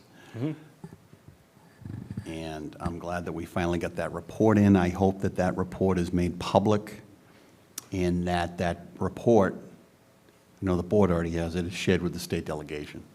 Yes, we can provide it on the website, and it'll have all of the elevation survey that was done out there that really looks at the fact that you really have to get out to about 1,000 feet because it's so flat out there to gain as much access as possible. And that's really one of the things that makes it cost prohibitive. But we can certainly show that. And again, it's based on priorities, right? I mean, there's a community next door that's spending that money because they think that's a priority. I simply don't recommend the town doing that with all of our infrastructure needs. So we'll put Yep, that and- on the website and make sure Anthony has access to it and can get it out. I for folks. understand that. I've said this for years, that especially during the summer months, if you get out to the end of Long Beach, obviously on a day when it's not raining, it is heaven on earth. And it's extraordinary out there, and I think our job has always been to seek alternative ways to increase access to that beach. It's not an easy lift. We know that. Obviously, it's 680. I couldn't endorse that, but my question would be is, in my opinion, we don't walk away from this. This is put on the back burner. I get it. We have all these other infrastructure needs, but what does the state bring to bear on this? Is there anything here? Are there a multitude of buckets to access? Yeah, there are small pier programs. The reason I showed that T configuration was if you were allowing some fishing access, there's Division of Marine Fisheries fishing funds that are available for things like that. So there's definitely pots of money that could offset costs to the town. But you're probably still looking at 50% of that cost at a minimum, if not 75-25. Right. But again, we spent a little over, I think, $7,000 to do that analysis, and it was certainly worth looking at and doing that analysis. Right. Yeah, and then the last question I would want to absolutely answer is, what does the state actually, do they bring anything? And if they do, what is that number? So. Yeah, I think it'd probably be, at best, it would be a 50% project match, probably more likely the town putting something in the 75% range and the state putting in a 25%, Right. something like that. Okay, thank you. You're welcome. Mr. Blatzer? David, I like your honesty, and I like your way of thinking that it's not a priority right now. We can spend the money in places where we need it more. So I like your honesty and your way of thinking. I appreciate that. Thank you. You're welcome. And I agree with you 100%. So the third presentation, which will probably take a little bit longer, is on the Shorebird and OHV program at Plymouth Long Beach. And just for those who aren't familiar, OHV is off-highway vehicle. It's just an acronym that's commonly used by the Commonwealth.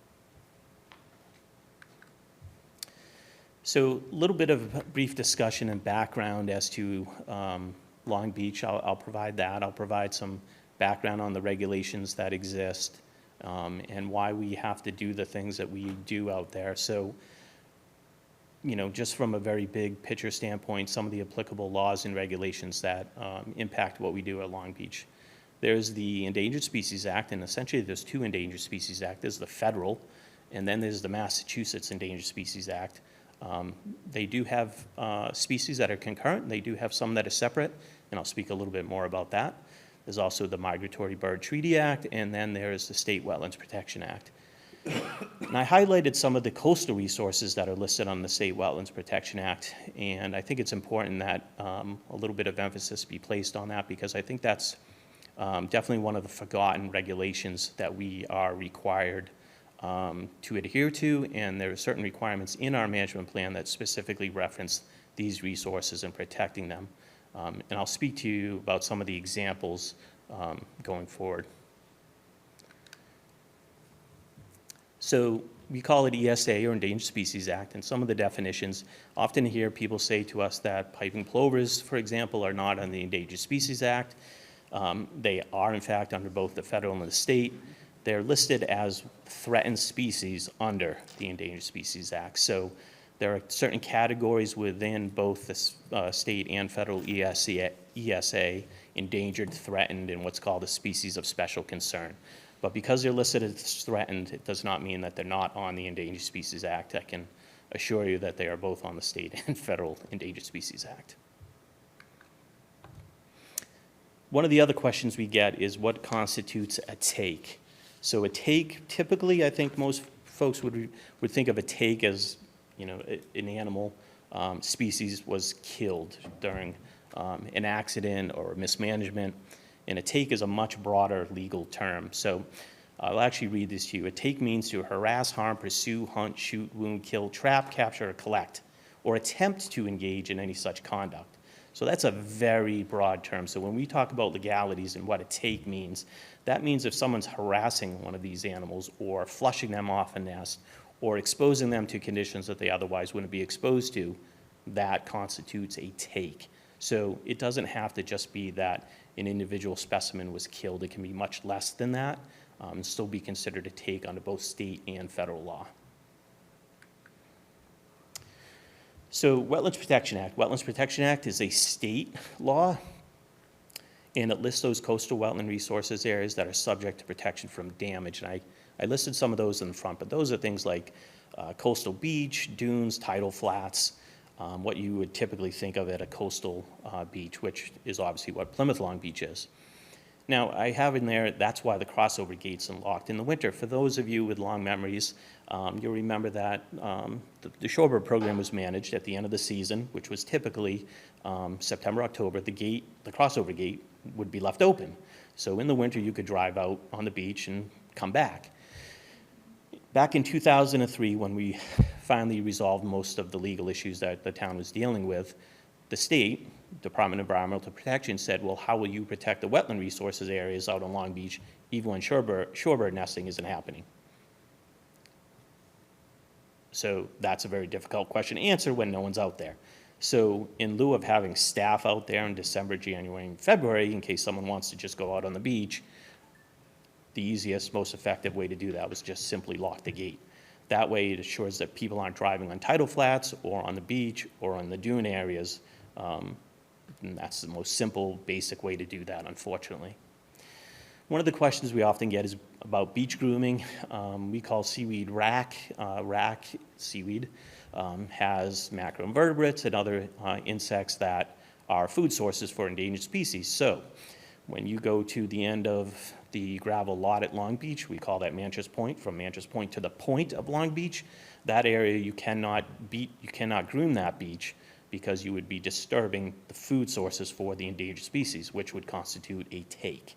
So you could clean the beach, the main beach, you could remove seaweed there because we don't have piping plovers or other shorebirds there. But the reason we don't do it from Manchester Point north to the point is it would in fact constitute a take. We get that question quite a bit. So species, I think most folks are familiar with the main species, with what we're dealing with out there, which is piping plover. But I also wanted to let everyone know that there are other species out there, both on the state and federal level. The piping plover is threatened under federal and state ESA, but we also have least terns, which are a species of special concern under Massachusetts Endangered Species Act. We also have common terns, roseates, arctics, and red knot is a bird that we see that migrates to Long Beach late summer and fall, and that is also something that's threatened under federal and state law. So when we start to see most of these other birds starting to migrate and leave our beach, we have others that are coming to our beach. So every time we leave the beach open later to vehicle access in September and October, we have to be cognizant of the fact that we have other species that we also need to be protective of, like red knot. So I'm going to go through this timeline, and I emphasize this is the short version. As you all know, Long Beach has a very long history, but I'm going to go through this to show some examples of how we got to where we are today. So back in 1992 was the first notice of intent under the Wetlands Protection Act that was submitted for vehicle and wildlife management on Long Beach. That plan was immediately appealed by some concerned citizens for the preservation of Plymouth Beach. So I think everyone's familiar that there have been numerous appeals over many years from appellates, whether that be Goldenrod, Mass Audubon, homeowners or other organizations. This one was actually from concerned citizens. And what's interesting about it is that they basically said to the state, we think the Conservation Commission here in Plymouth implemented a order of conditions or a permit for managing Long Beach that is too prohibitive and too restrictive.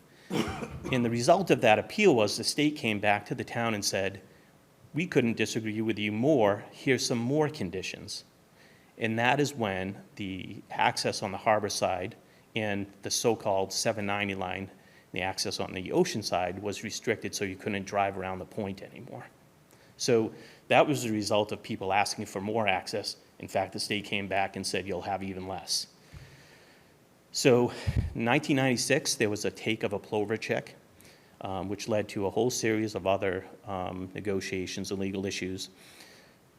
That resulted in the United States Fish and Wildlife Service telling the town to incorporate all the new federal guidelines into a formal document, a management plan. There was a notice of violation against the town, $12,000, civil penalty for the take of that plover check. The U.S. filed a complaint in U.S. District Court. There were subsequent meetings from state, federal, and town representatives about that issue. In 1998, there was the Board of Selectmen at the time rejected a settlement agreement and filed a petition of relief for that notice of violation for that $12,000 violation of the plover check being taken. So at that point, we had a couple of property owners as well as Mass Audubon join an appeal of the permit that was issued. The state then came in and said, not only do you need that permit, we want you to file an environmental notification form under the MEPA process. So this myriad of new regulations and requirements was being thrust upon the town for its refusal to deal with many of the requirements that Fish and Wildlife Service and the state were asking, which was incorporating new state and federal guidelines into its process and its management of Long Beach. In 2000 and 2003, in 2001, I began working for the town and immediately jumped into this discussion and negotiation of writing a new management plan, talking about the violations, trying to implement that plan and show that the state and federal agencies that we had a plan that met all of those requirements and we could implement it. In that time frame, we were able to do that and implement the plan. Ultimately, the federal government came back and vacated that $12,000 penalty, and we've been working under that management plan from that point on. And I'll go into a little bit more detail about what that plan actually involves and how that leads to a lot of the questions that we all get. So our management plan incorporates state and federal law, regulations. It outlines how the beach is managed, and it contains also not only the laws and regulations, but agreements between the state, the appellates, and the town. So there are agreements in that management plan that speak to hours of operations. Those of you who remember, the crossover gate remained open under the new management plan. The hours of the crossover are 9 to 7, and there are reasons for that. Let me explain that very quickly. 9 in the morning, affords staff the opportunity to get to the beach in the morning, document where all the birds are, all the broods, where all the chicks are, document each and every one of them. Then we open the beach. We know that, let's just say we had 20 plover chicks out there on that day at 9 o'clock in the morning. When we close that crossover gate at 7, we go back and do the same exact thing, and we can say we allowed vehicles on this beach during this time frame. We started the morning with 20 plover chicks, we ended it with 20 plover chicks. If something happens in the night, a storm, predation, whatever it is, and we come in the morning, there's 18, we can guarantee the state and federal agencies it wasn't from OHV. It was from something else. When we just leave the beach open or open the gate early before we get there, we don't have time to do those things. So that's why those requirements were put in there, because we oftentimes get, why can't you keep it open later? We need to get out there at the end of the day at 7, as the sun's setting towards August. We need to be able to have the time to be able to find all those nests and all those chicks one more time and identify all of those before we close the beach. So that's why we have those times. It affords us the ability to do that. There are certain staffing requirements based on how far the beach is open, how much vehicle access affords, is how many people we need to have on. It also designates the travel corridor, which, as you all know, is a series of posts. It's very heavily regulated. It tells you where you can drive, where you can park, and you can't go outside of that. That is very unique to Plymouth Long Beach. There are other beaches that are now following that or being required to follow that, but at the time it was very unique. One of the questions we always get asked, and I'm sure you all have, is why is Plymouth's plan different? So many communities have had a management plan that they've applied and submitted to the Conservation Commission for approval. Conservation Commission approved it, and that was the end of the story. That has never happened here in Plymouth. It's been appealed multiple times over multiple years by both appellates who want more restrictions or elimination of OHV access, and groups, as I mentioned earlier, which said, we think it's too restrictive and we want you to peel back, and the states come back and said, no, we'll actually give you more restrictions. So because that's been appealed, every time it's appealed, it reviews an additional review, additional scrutiny, additional adjudicatory proceedings, and every time that happens, the restriction in the management plan gets tighter and tighter and tighter. Many communities have never experienced anything like that, and therefore have much more leeway than town of Plymouth. A couple of things, how that's resulted.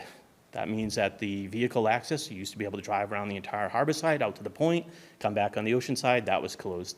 The so-called 790 line, which was a line that was drawn 790 feet from a dike out at the point of Long Beach, that was established that you can't drive north of that, so you can't drive around the point.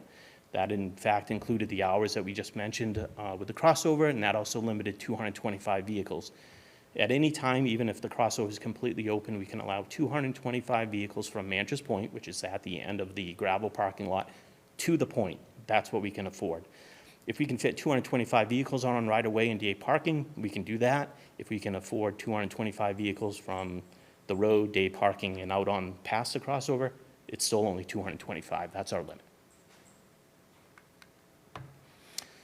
So a couple of things about vehicles and what nests actually do. So a plover nest is a typical, what we call a 4-8 clutch. It's just scrape in the sand. So we call it a nest, but it's really a scrape. It's incredibly cryptic and very difficult, if not impossible, to see unless you're used to looking for them. The chicks are what we call precocial, which means they hatch and they get up and start moving. So these chicks the next day are walking around and going to that rack line and feeding themselves. They're very mobile. A semi-altricial is like a tern. A tern sits in the nest and the adults bring it food. They're not very mobile, they don't move, and therefore restrictions are fairly easy. But plover chicks are out running about the next day. So because of that, we have to close an area around the nest of vehicles. We also have to do it prior to hatch date. And again, this is something that oftentimes people ask us about. We close it 5 days prior to the nest actually hatching because we have to allow the rack to accumulate on the beach to provide a food source. If we allow vehicles to drive through that rack line right up to the hatch date, there's limited food source for those. That would be a take. Therefore, it's 5 days prior. Based on when we find that 4A clutch, we can predict a hatch date pretty accurately and know when we have to implement that. The restrictions are 600 feet the first week, and after that, it's 300 feet. So when the chicks are on the beach and they're running around that first week, we have to set a 600-foot limit. We have to watch those birds and know what territory they're setting up and establishing.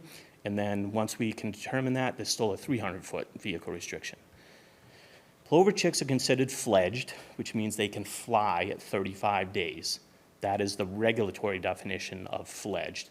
If we observe them older than 25 days and we observe them in flight greater than 50 feet, we can lift that restriction. If we don't see that, we have to wait the full 35 days. So that's why we have so many restrictions when these chicks start hatching. So here in Massachusetts, piping plover management is based on a plan from the United States Fish and Wildlife Service called the Atlantic Coast Population. Everything about piping plover management on the federal level is the entire Atlantic Coast population. In Massachusetts, we have approximately 700 pair of piping plovers, and we've done exceptionally well as a state in managing piping plovers. But again, on a federal level, they don't look at that. They look at it in the entire Atlantic Coast population. And that has a tremendous impact on the regulations going forward, and I'll speak a little bit about that. So again, this is how inherently difficult the beach has become. In 2002, when I began, I started managing Long Beach. 2001, I was hired. 2002 was my first season. We had lots of legal issues, and I thought that was the most difficult part. But what's happened is that we had 12 nesting pairs on the beach in 2012. In 2002. 2012, we had 20. Last year, we had 48 nesting pairs. So the highest beach last year in Massachusetts was Cranes Beach at 50, Sandy Neck and Barnstable at 49, and Plymouth Long Beach at 48. So we have a beach that's 2.7 miles long with 48 nesting pairs. That density is incredibly high. To give you an example, Duxbury Beach is 6 miles long and had 40 nesting pairs last year. So we have a lot of birds in a very small area. And again, New England does quite well, Massachusetts does quite well, but again, from a management perspective, the federal government looks at it as piping plovers are this Atlantic Coast population. What that means is that even though Massachusetts and even though New England does well, the Mid-Atlantic and the South doesn't. And so they still see it as a need to continue to protect these birds. Success in New England and Massachusetts has led to one positive benefit in the last few years, and that was what's called an implementation of the HCP, a Habitat Conservation Plan. What the federal government did was say to Massachusetts, the State Department of Fish and Game, because you've been doing this well, we might allow you some additional flexibility. We then, as a municipality, have to get a permit from the state, who gets the permit from the federal government to implement this HCP. And when that came about, I will say that the town of Plymouth was the first municipality to complete all those requirements and utilize that program.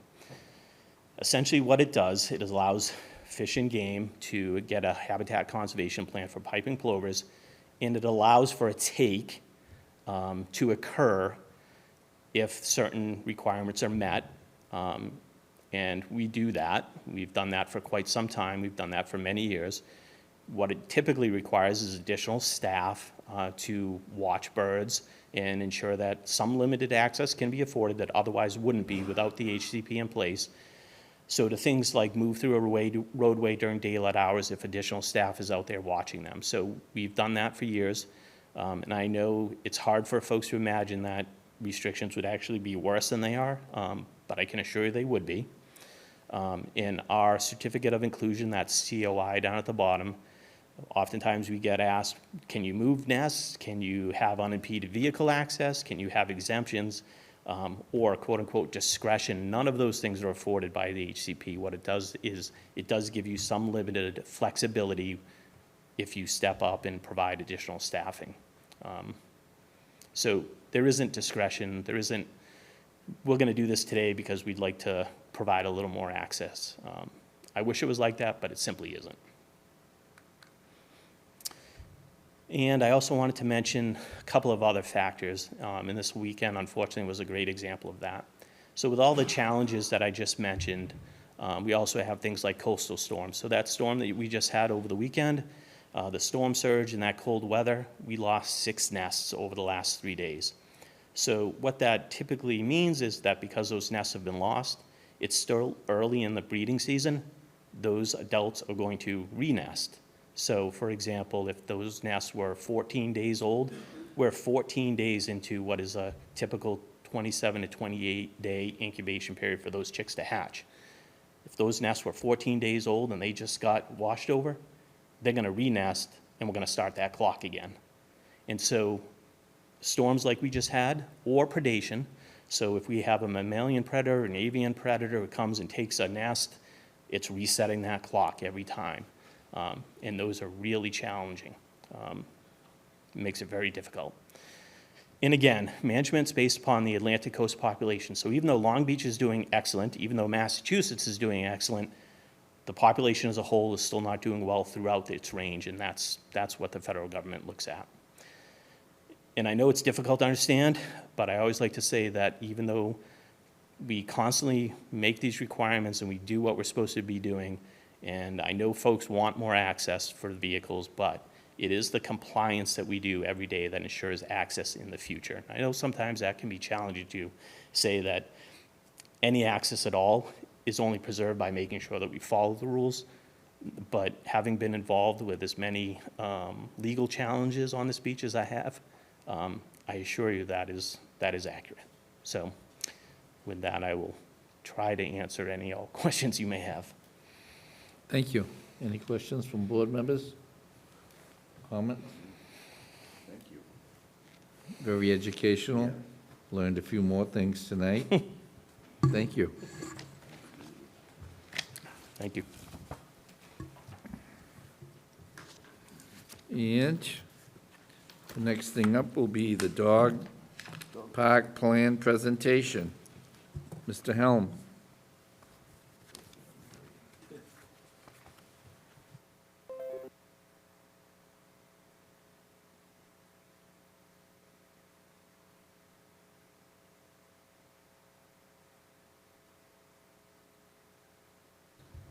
Good evening, everyone.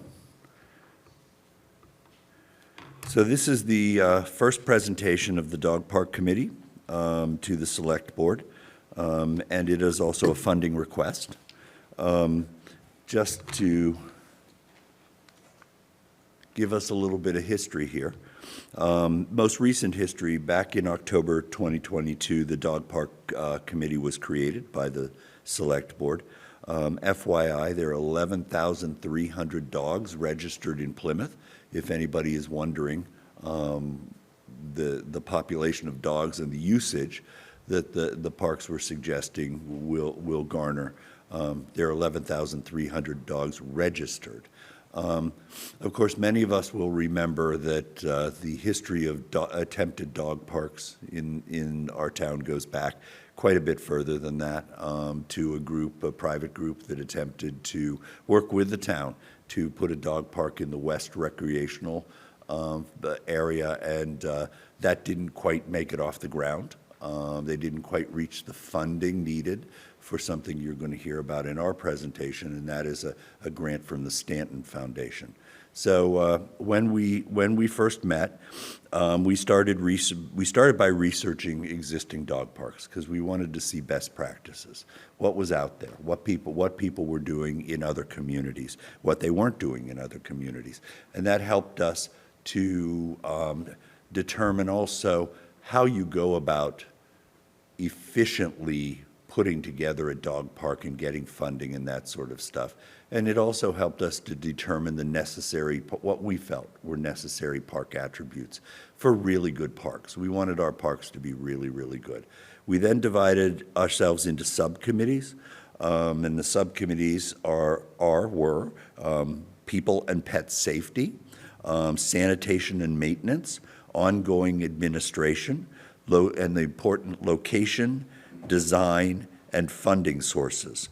And funding sources were both for the build-out, but also ongoing maintenance. And so you all know during this presentation, the goal of our committee has always been to absolutely minimize, if not completely curtail, the burden to our taxpayers. So I think you're going to see it in what we're proposing here.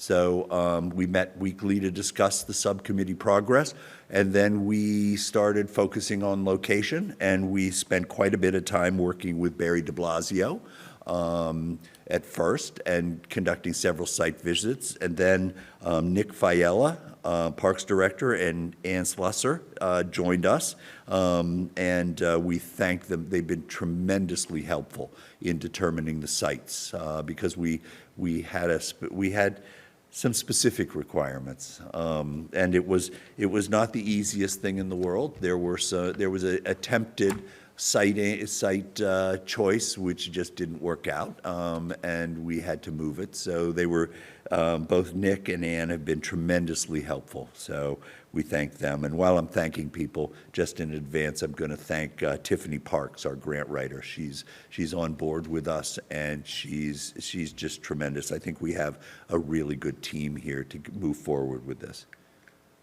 Okay, so now we're going to talk about the proposed locations. Okay. So you're going to see 2 red circles, okay? One labeled to the side with Forges Field and one Cedarville. Those are the proposed locations for the 2 Plymouth dog parks, and we are suggesting 2 of them. The black circle is the Kingston Boneyard Dog Park, and that figured heavily in our decision of placement within the geographic area of Plymouth, because the Kingston Boneyard is open to anyone. You do not need to be a resident of Kingston. And in fact, many residents of the northern areas of Plymouth and West Plymouth go to the Kingston Dog Park because we don't have one. So we actually factored that in.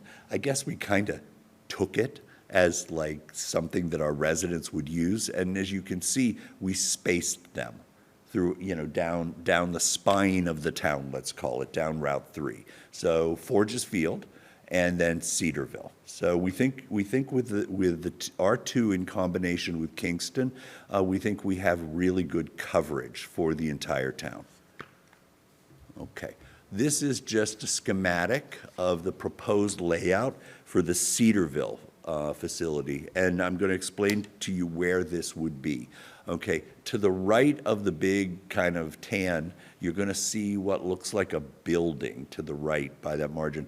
That is the animal shelter. Okay, that is animal control, the animal shelter. Okay, on Route 3A in Cedarville. There is a lane that comes off of Route 3 that runs along the southern side of the proposed dog park.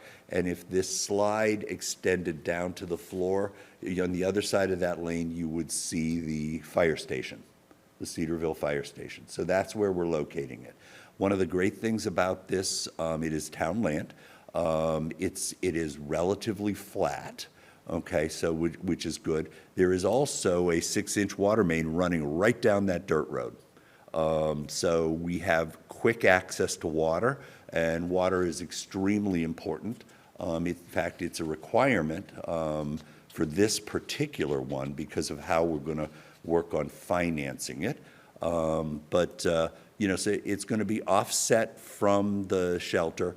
I've spoken with Chief Foley, and he's spoken with the officers at the Cedarville Fire Station. They do not believe that there will be any. They don't feel there'll be an impact on them by having a dog park across the way. So that worked out pretty good. I'm going to kind of use this one as, let me see which one you can.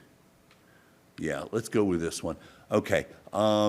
You're going to see in the lower right corner of the tan section something called a proposed double gate entrance system. So both of our dog parks are going to be double gated. So you're basically, I call it an airlock. You're going to go through one gate, and then it's going to open to the 2 gates, one to the small dog area. So we're going to have a small dog area and a large dog area. So you're going to, you won't, dogs, it's harder for a dog to escape when they have to go through 2 gates. So if, it's pretty common to do this double gate system. It protects the dogs from getting out, which is good. But as you can see, we have a large dog area and a small dog area so that they can be separate. And we're going to go to Forges Field. It has the same sorts of components in it. But so you know where it is in Forges Field. At the bottom left, you'll see parking spaces. That is the first parking area after you come into Forges Field on the right. Okay, and there's a lot of space in Forges Field, and Forges Field was one of the original choices because it makes so much sense. There's so much land. And we specifically chose that first parking lot for a number of reasons. The access to water is really good. There's a water main that runs right down alongside of this park, which gives us quick access, easy access to water. Also, during the winter, because the well is just, you can't see it, but maybe around where Anthony is, if it extended, there is a well there. They plow to that.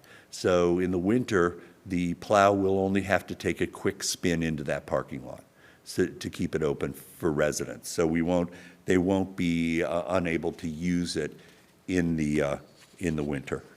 Okay. So let's talk about estimated costs. Okay, and I've broken it down for each of the two. Okay. Cedarville with furnishings, and that includes the fencing. And you'll notice in both of these, the fencing is the major cost. Okay.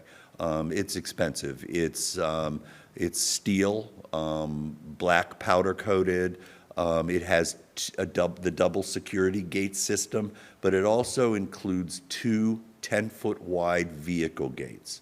And there's a reason for that. One of the things that you're not going to see in the furnishings on either of these is like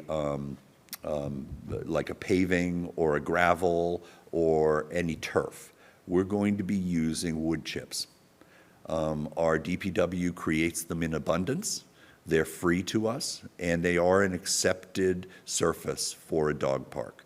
They're also environmentally, they're really good. They help in a number of ways, including dealing with the nitrogen that the dogs produce when they urinate on the surface. So you're not going to see a surface here. So we're going to be using wood chips. But that's why there's the two 10-foot vehicle gates. There's benches, tables. There's a kiosk that's going to be outside. That's going to enable us to help with our fundraising, help with advertising and getting sponsorship, and that's going to play, when we get to the final slide, that'll play play in on that. The water unit, okay, is some form of water, whether that comes up inside of the park, that is either a spigot or it can be a combination of water fountain for humans and for dogs. It could be a bottle filler for humans, have a bowl filler for dogs. And so we haven't really decided on what we're going to choose, but I put that in there because the price that we received was for low end $8,000, for upper end $12,000. So I slotted that in. And the reason that we were going to need a water unit in Cedarville for sure, well, first of all, it's a really good idea in any dog park. Number one, we're definitely going to need to have water in there because the DPW wants to have water available, a spigot to hook up to water down the wood chips during certain times of the year when it's not raining and it's really hot, for obvious reasons. But the water unit's going to be important in Cedarville, particularly, but it's important for both of them, actually. And the installation cost is $28,000. That means the total furnishings for Cedarville are going to be $190,000. Okay, the estimate on design, site work, which means clearing, and we're going to do as minimal clearing as possible. We want to keep the tree cover. We don't want to be knocking down trees and tearing things up and terrascaping and all that stuff.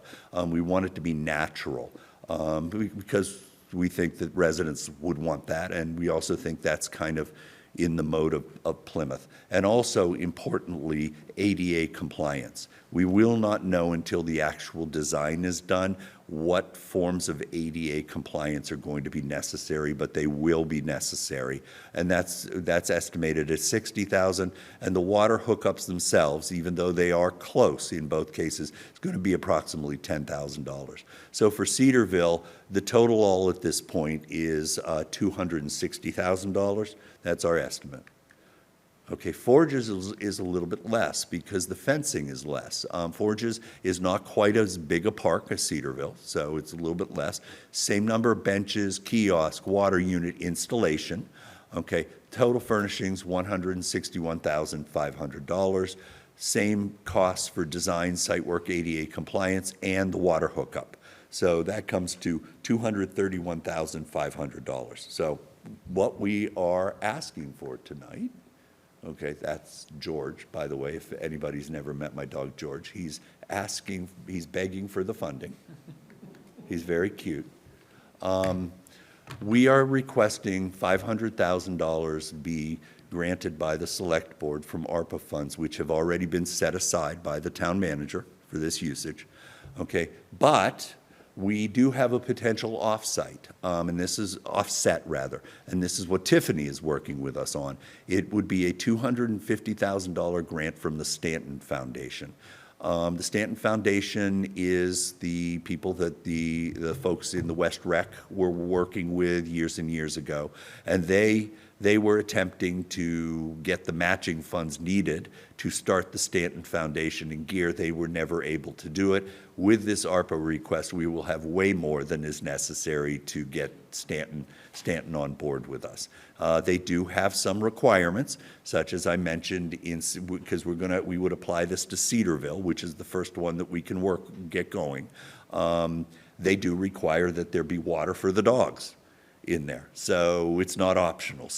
We did find some parks don't have water for dogs, that people bring them in with their own bowl, but in this case, Cedarville certainly is going to have water. And we think water for dogs and people is a good idea anyway. So Tiffany is already at work on this. We are committed to doing what we can to get this grant, and we should know fairly quickly because the Stanton Foundation is closing up shop on December 15th of this year. They're going to stop awarding these things. So they are really, they really would like us to take $250,000. They have money and they really want to give it to us. But they are going to put us through some hoops and things. Charlie? If they really want to give it away, how about asking for 5? Can we do that? The max is $250,000 for one dog park. Nice, we asked. So, good question, Charlie. So anyway, we have 4 members of the dog park committee here with us. In the back, we have Michelle, and we have Deb, and we have Diane, and over there we have Melissa. So they have decided to join us tonight, and if I say anything wrong or stupid, they will immediately correct me. So that's a good thing. So we're pretty excited about the idea of that grant because when we get it, okay, they will, it'll also help in another way. It's a $250,000 grant, but they will also pay for the design. So we can, with the ARPA funding, we can get that going really, really fast. And once we know that we're getting that, that will free up ARPA funds to give back for the town to use on other projects. Okay, so we're committed to that. So anyway, one of the things, as I mentioned, we really wanted to make sure that our dog parks were not a burden to our taxpayers in any way. ARPA helps that. The Stanton Foundation helps that. I mean, ARPA is from federal, so in a way it comes from taxes, but it doesn't come from our residents' property taxes. And we want to make sure that it stays that way forever, or as long as any of us are alive to be questioned about it. So what we're doing is we're setting up a 501c3, okay, which will take donations and grants, okay, and it'll be like Friends of the Plymouth Dog Parks or something like that. And we are working with Lynn Barrett to create some sort of spot within the town finances for this money to go. We'll raise it, okay, it'll go in here because the dog parks will not be maintained by the Friends of Plymouth Dog Parks or a group like that. They will be maintained by Parks and DPW. It only makes sense. It's town property. One of them's within a park. But we also want to make sure that we're doing what we need to do to offset the cost for all taxpayers. So that's one of the things that, I mentioned the kiosk.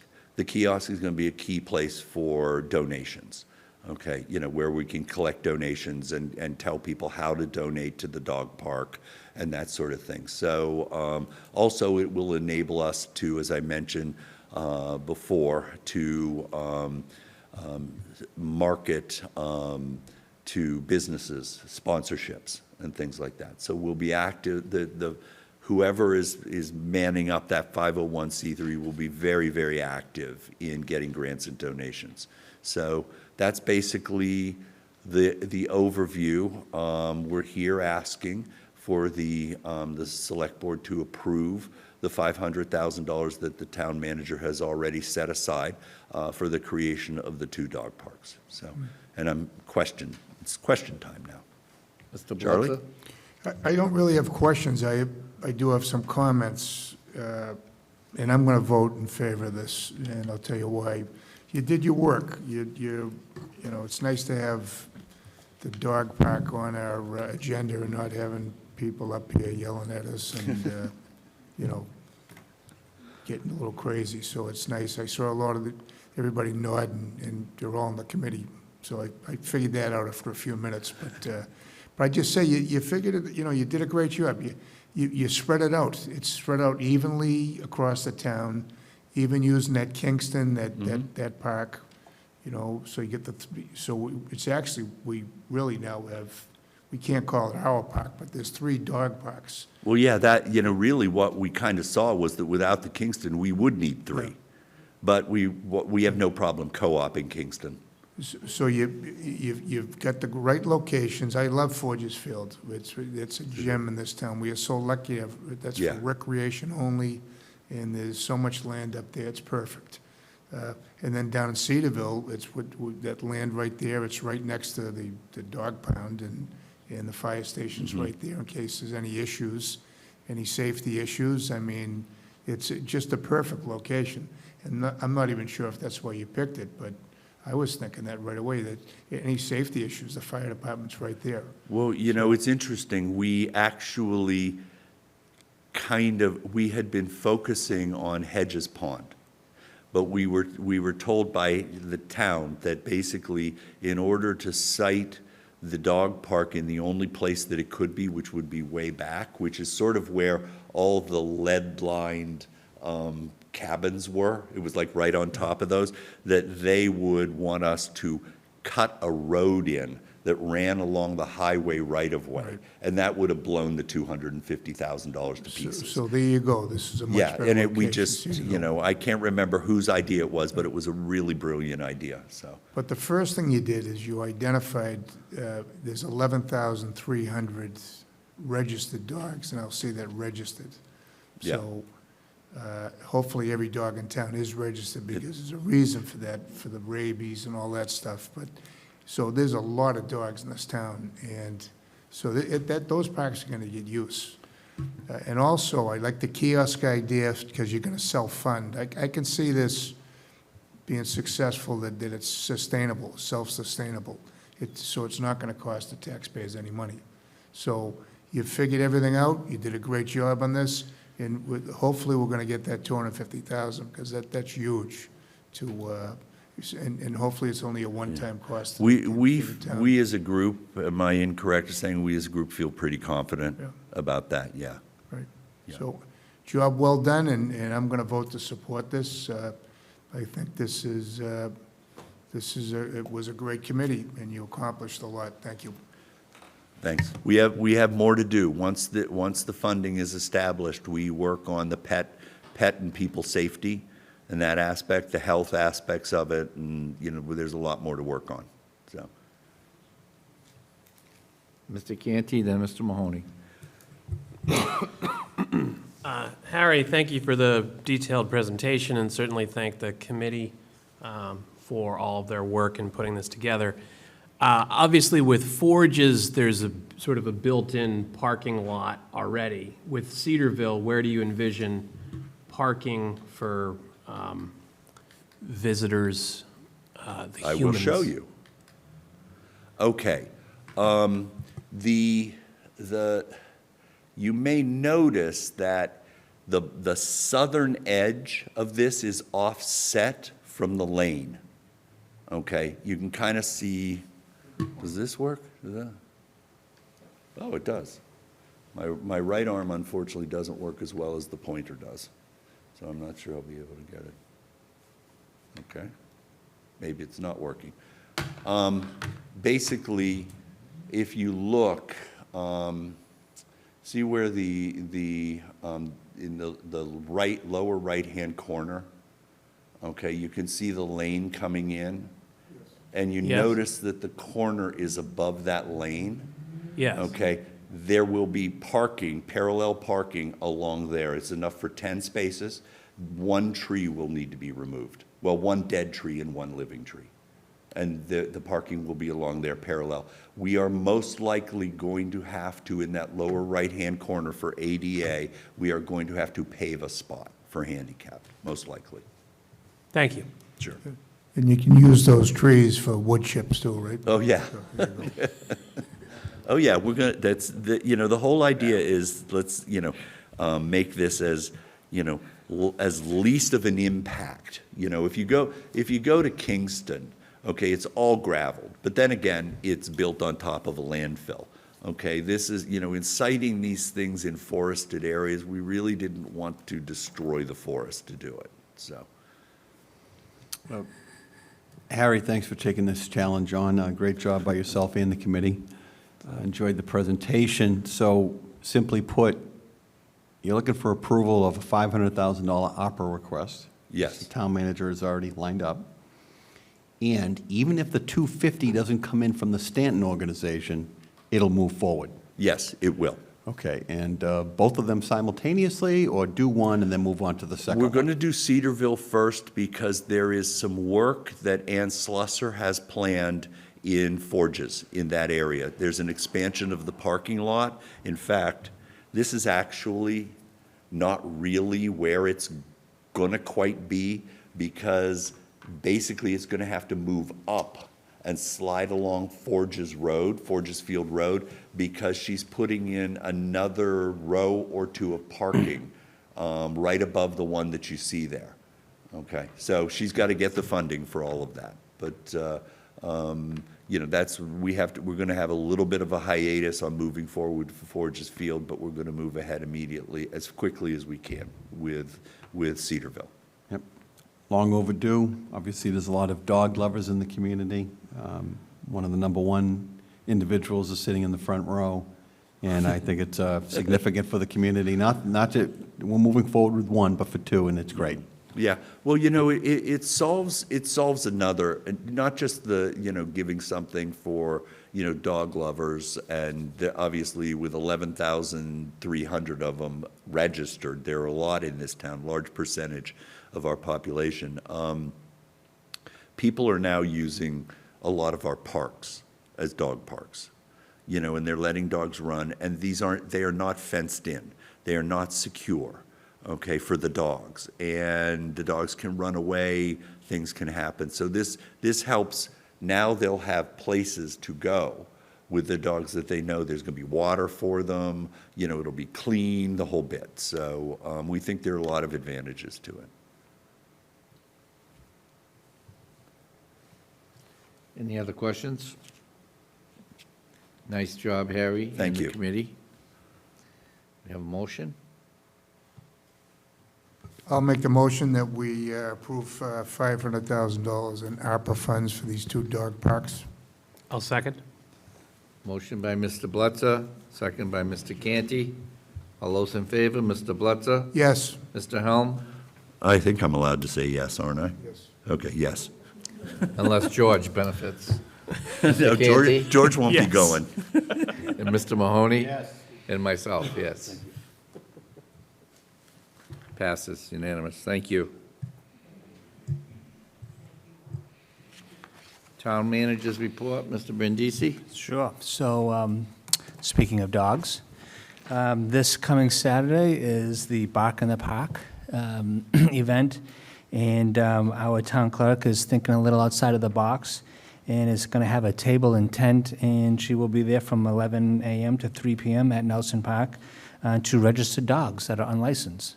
So just another way we're trying to capture those licenses that the Selectman Blessa had pointed out. And so moving on this evening, in a remote forum, the Senior Task Force, again, as I pointed out in the past, they are in the process of going through their age and dementia-friendly assessment. And so this evening at 7 p.m. remotely, they conducted a community forum to engage residents and ask them a series of questions around being age and dementia-friendly. And then, as an announcement, on June 13th at the library from 3 to 4:30, they will have an in-person meeting with anyone from the community who wants to come in and talk about being an age and dementia-friendly. I want to just announce Memorial Day, just a week ago, many of our board members were present when the board provided Mr. Robert Davidson with a humanitarian award. And State Rep. Muratori was there as well, offering a citation. So if I could, I'd like to read the award that was presented by the Select Board to Mr. Davidson. Mr. Robert H. Davidson distinguished himself by his endless dedication to his fellow veterans, past and present, as a curator of Plymouth's one-of-a-kind memorial display to our fallen heroes, and to his unwavering devotion to the American Legion Museum. The distinctive accomplishments of Mr. Robert H. Davidson reflect great credit upon himself, the town of Plymouth, and all veterans of the United States of America. So congratulations to Mr. Davidson, who you all know has really been the person that's managed the display at our Memorial Hall. So it was great to see him there and his family as well. As an announcement, although a little bit delayed, we did award the White Horse Beach parking enforcement contract to Laz Parking at a cost of $77,000. They've been down in the White Horse Beach parking district area the past 2 weekends, just trying to get up to speed and understand all the nuances of that area. Another announcement. 2 weeks ago, we signed a contract for the municipal aggregation program. So as a reminder, this program we had in place from 2017 to 2023. In fact, it was the last contract I signed as the assistant town manager in July of 2017. And the town experienced an unbelievable electric rate of 9.8 cents per kilowatt hour. And so we were probably the only community to enjoy that rate over the last 6 years. The new rate, we went out to bid, and the new rate's going to be 14 cents per kilowatt hour. So it's gone up substantially. It's still better than if we weren't in the program. If we weren't in the program, or non-members who decide to opt out of the program, it would be about 16 cents. And so that's for the summer months. And then we do know that rate will be much higher in the winter months, which it typically does. So we'll continue to work on this program. This is a 24-month program. We don't want to sign a long-term contract, hoping the rates get better in years to come. And then I would like to talk a little bit about a bunch of projects that the DPW is engaged in, mostly water main replacement projects. So we have Hilldale Road is already marked out. We'll replace that water main, and then once complete, we will reconstruct that road, as Mr. Downey pointed out this evening. We have the Jordan, which was just announced today, the Jordan Road water main replacement project just began yesterday. That'll extend for 4 weeks, and then again replace that area once that's complete. And then I think the one everybody wants to talk about is the project on Water Street. So things are going extremely well for the sewer interceptor project. Three pipes have already been installed over the past week or so. Our target was to be at the Chilton Street manhole by June 15th. We will be there this coming Saturday, assuming things go well this week. We don't expect any problems. So right after we get to the Chilton Street manhole, We'll go a little bit further next week to the end of the sheathing, and then once we get to the end of the sheathing, they will remove the sheathing and then start to put the road back together. We're expecting them to start to put the most northern part of Water Street together starting next week, and they'll follow behind the construction project. So things are going extremely well, and we hope to have them out of there in the next couple of weeks.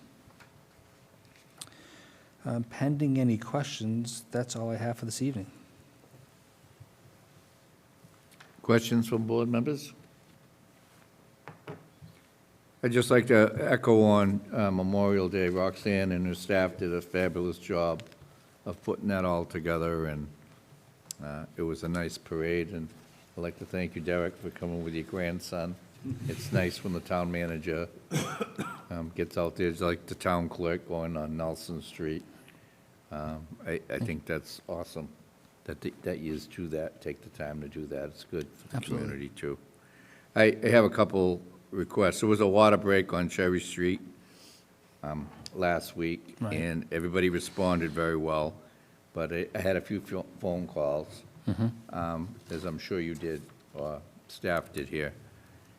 Is there any way that when something like that happens, no, regardless where it is naturally, because the same thing's happened on Water Street a few times, and nobody goes out and actually tells the businesses or the residents, you know, and things happen. Sure. So is there a way we can do a reverse 911 for like whatever street it might affect? And, I mean, it's just a thought. No, I think that's a great idea. So as you know, the reverse 911 system is managed and operated by the sheriff's sheriff, department. right. So we certainly can speak with Can you them. I just can check talk on to our it? DPW I mean, it'd director. be and- a way where any emergency, just to Yep. let them know, and it keeps it'd be a lot less phone calls for everybody. Sure. And the other one on Cherry Street was there's some residents right on that corner that called, and they're looking to put one of those mirrors like you've seen. I think there's one on Summer Street, John? Over in your neck of the woods there by Oak Street, when you come out, there's a mirror Yes, on one there of the is. houses. Yes. It's a very bad curve on Cherry Street, where Okay. the old hotel was, but you're not gonna know where that was. Where the condos are now. I You think said- it's 101 or 110. You said a constituent asked to see if we could install one of those mirrors? A mirror, or what they'd have to Right. do, whether it be citizens petition, I says, well, Okay. before you start doing that, let's ask the town manager and see what, and I can give you the information on that. Sure. And then my last request is Long Pond Road. I spoke to, formerly was JB, about, we did a traffic study or whatever. I'd like to ask where that is and what's the next step. You know, I don't know where it is in the pipeline. We were gonna actually have some more meetings, but I mean, everywhere I went, everybody's talking about, everywhere's traffic, but Sure. Long Pond Road is getting to be more of a challenge every day, so. Really, that's it. And the last thing is, I know we're having a free concert at Memorial Hall on July 1st for veterans and the Gold Star families. That's And I'd like to have Ricky. somebody come in and speak to that a little bit. I know the posters are out, because I have some hanging in our shop, but I think people need to know, because it's that 4th of July weekend, and, well, they're in. Right, I forget his, Ricky something, I forget his name. Ricky Lee. Ricky Lee. Yes. And there's also a comedian, but it's free. And I believe it's a Saturday, the 1st. So it's a long weekend. Okay. Okay, the last thing on the Water Street updates, Derek, which is good news. Will you be posting that on the town website, like once a week, or will Anthony? Yeah, so Because I get a lot typically- of people that call me, and I'll say, you know what, go look on the website, so. Right, and did we do it this past week, Anthony? I don't remember seeing it this past week. It is on the website, and it's also on social media as well. And we believe we do have some type of email list of about 45 concerned stakeholders that I do send it directly to them as well. Yeah, those are the direct businesses, but I mean, do you do it like on Fridays? Do you do it, just so I know what to Fridays. say to people if they Generally, ask it's me? Fridays. The DPW Okay, provides that Fridays. on Fridays. Yep. Okay. That's it for me. Sorry, there's a few things built up here. Derek, did you speak to the new schedule, well, the summer schedule? I have that whenever you're ready. Mine as well. Okay. So I think Anthony passed out the two schedules. These, once they're approved, they'll be posted online on the website and will be on social media. But the first one I wanted to talk about is certainly the recommendation we're making for the summer schedule for the board. And what you won't see on this, certainly you see the next meeting date is June 13th, and that is primarily we have a few public hearings that we have to host. So our recommendation would be that would be a Zoom meeting just for the hearings and any licenses. And then we'd go back into in-person session on June 20th.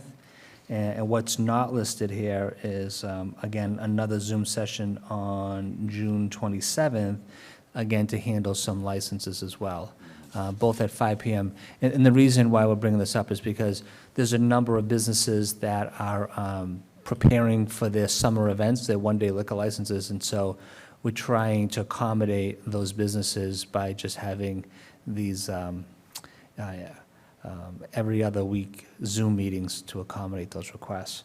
But those are the ones that we have in front of us, and so moving down the list, you'd see that for the month of July, it'd be July 11th and the 25th, and for the month of August, it'd be August 8th and the 22nd.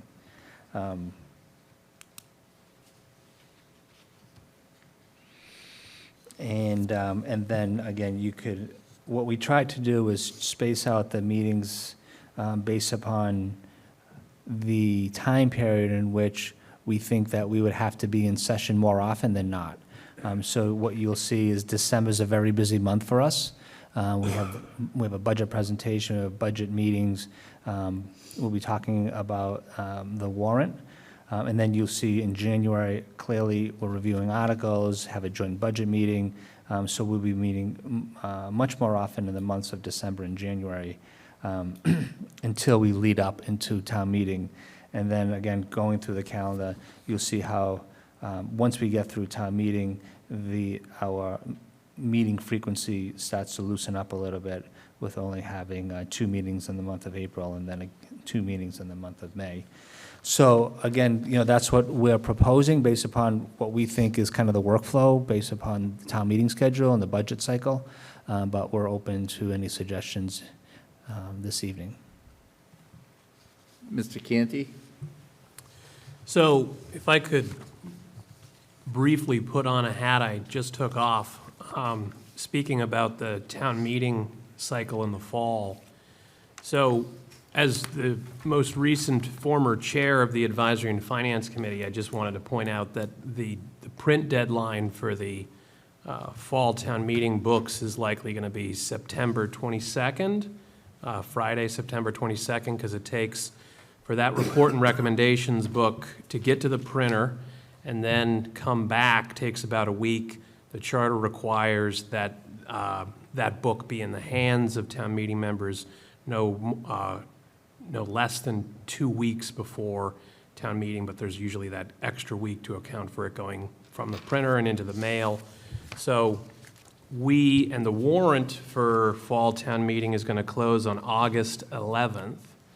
So I know that when I was scheduling our hearings for article reviews, it was helpful to have the select board's decision on any articles already made by the time FinCom hears it. So that way, particularly in the fall, because the schedule for FinCom in the fall is very aggressive.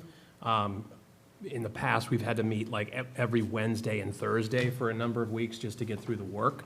So if we could make sure that we are hearing the articles before them, so that we're not they don't hear an article one night and then we hear it later and give a disparate recommendation, they might have to reconsider it. That can be tedious for an already stretched schedule. It may involve, because of when the warrant closes, we might need to, in order to accomplish that, potentially have a meeting on August 15th, because the warrant won't have closed until the 11th. So unless we want to hear some of the articles, there's like some housekeeping type articles, we could hear them on August 8th and maybe not have to meet on the 15th, even though the warrant hasn't closed, if nothing's going to change.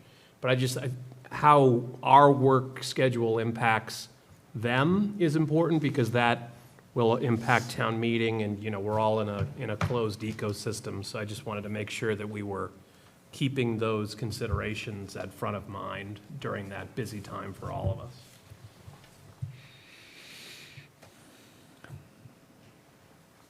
Anything else? And that's why we added a couple, on here, because we had a couple businesses, because we have to wait 10 days in the state, and then 10 more, Right. So this is just a guide, and you're gonna post this also, right, Derek? I mean, Yeah, and I think to Selectman Candy's point, that is something that, that's a really good point, that we may have to meet on August 15th in order to meet that deadline. But we'll have to circle back with that, because we met with Jeanette and others, and they had reviewed this, and they thought this was adequate, but we can certainly add. I'm not going anywhere, so whatever you decide, I'm here to serve. How about you, Harry? Me too. Charlie? You in? Charlie's on You in, Charlie? Okay. John, how about you? So, John? You know Kevin is. We'll do whatever this It's- lovely town needs. So, and that's, Love our and so I think the point is, that's the first document. That's more of a calendar, so folks know when the select board will be meeting, and, we can always add in between if we need to meet more often. The other document is the one that's, I think, most important for the community and for the board and committee members, and that's a document that outlines when the warrant will open, when the warrant will close, and as you know, the select board passed a policy last fall to ensure that we have all the documentation prior to the warrant closing. And so folks can predict when they need to submit their information. It lists when the warrant needs to be executed, when we have town meeting, and goes through the budget process. It has milestones for the town clerk and when the election cycle. So that document there is the one that we're going to send to every board and committee member, and all the staff as well, so that they understand what the layup is for the next 12 months as it relates to elections and town meetings. Thank you. Select Board open discussion. New business? Mr. Mahoney? So I alluded to it earlier when Mr. Downey was here. Mr. Ken Stone, town meeting member, I forget, precinct 15 or 16, reached out to me a few weeks ago, and Mr. Downey, with respect to roads, safety issues, traffic on Clark Road out in front of the Pine Hills, and a meeting was set up for 2:30 today. And it wasn't until about 20 minutes prior to the meeting that I figured out that I wasn't stepping into a meeting with 10 individuals. It was about 100. So Mr. Hartman was there, Mr. Downey, myself, Mr. Bulletin from the planning board, and I think that was about it. Mr. Stone was the effective moderator. There was a microphone out in the audience, and obviously, there's concerns with the speed, and obviously, I work in the trades, and when I'm down up behind the fire station in the Pine Hills installing an elevator in apartment buildings, there's going to be a significant increase of traffic, and if you gentlemen have been down there and you see that structure that is currently on the Pine Hills Green across from the post office, structures like that bring incremental people, and incremental people bring cars and vehicles, and that's what's happening. So we did reference, Mr. Chairman, you were talking about Long Pond Road earlier. Were you talking about Long Pond and Bourne? Is that what you're talking about? So we use that as an example of how the process works. And I asked James, and he said, you got to go back 6 to 8 years when that light was proposed for Bourne and Long Pond. And I asked him, where does it stand in the process? And he goes, they're about to go out to bid for construction. And that's 6 to 8 years. So they're going to set up an evening meeting coming up, Mr. Brindisi. I would just, if can't attend, I would certainly like the police chief, Mr. Flynn, to attend if possible.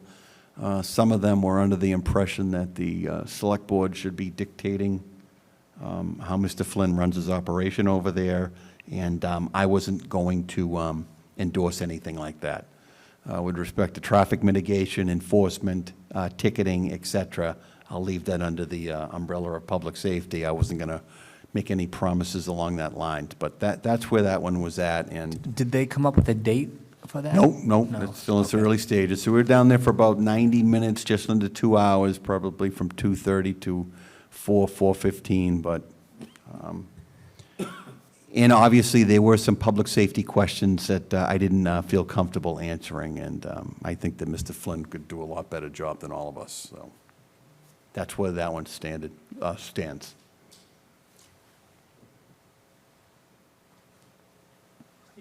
think that was, Light on? Halfway Pond and Long Pond, not Bourne and Long Pond. And if Pine Hills is complaining about traffic and the speeds, when are they going to start the mitigation that they are supposed to do when they have so many houses being built? They must be pretty close to that now. So I think the next conversation, that should be brought up. Thank you.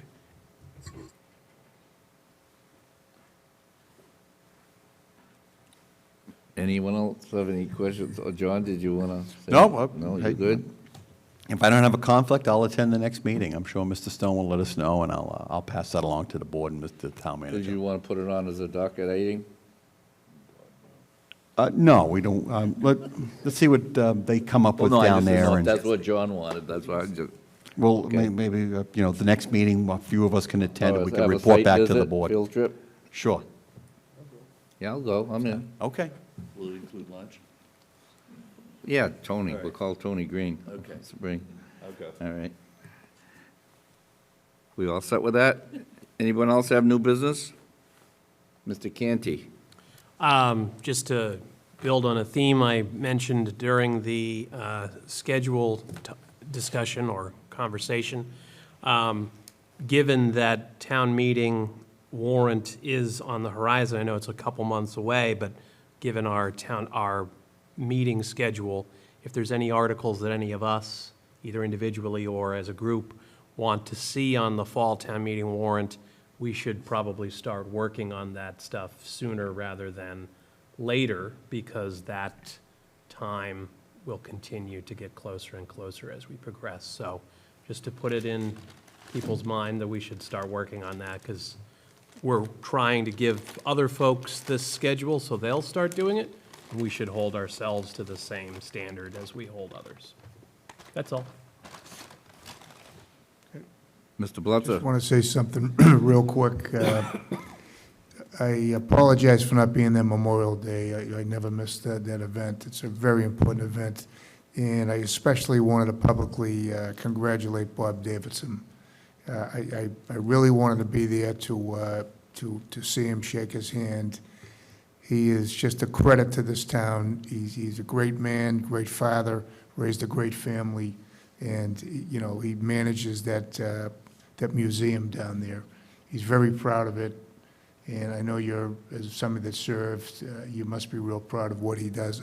I know I am, and I'm not even a veteran. So, Bob, if you're watching, you're a great man, and I congratulate you. You deserve that award. Thank you. Mr. Mahoney? Mr. Chairman, I'm sorry. Mr. Canty shook my memory.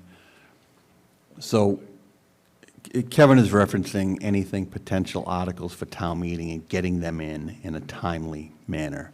So obviously, the last 2 weeks, there's been significant votes taken at the Zoning Board of Appeals and the Planning Board with respect to a structure down the street on the waterfront, okay? And that's created a lot of angst in the community with respect to the historical district. So I'm just suggesting through the chair that maybe the chair of the Historical District Commission could come in for 3 to 5 minutes and give the board an update as to where that committee stands with a potential town meeting article on expanding that district. Because that's something that we should be doing sooner rather than later. Like 20 years ago. Okay, right. But that being said, I was at the zoning board of appeals last night, and I know exactly the case that you're talking about. and I've all called Lee Hartman earlier in the week and got planning board numbers and zoning board of appeals, and we're gonna sit down and have a little get-together, throw some ideas around, and I'm gonna bring it back to the board and see what yous all think. They're gonna go back to their boards, I'm hoping. And I haven't reached out to Tim Grandy yet, but I was at the ZBA, but Tim's on the radar. And see if we can't, I don't know what we're gonna come up with, and Derek will be there, I hope, to see what their recommendations are, or what our recommendations are. We'll all work together, whether it be committee or whatever.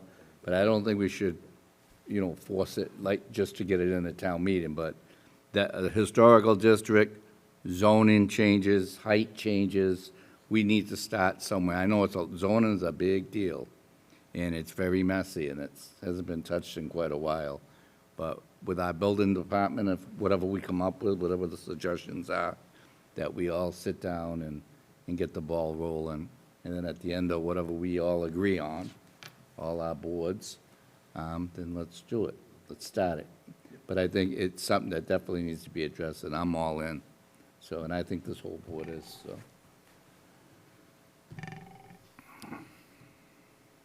It's only time, Derek.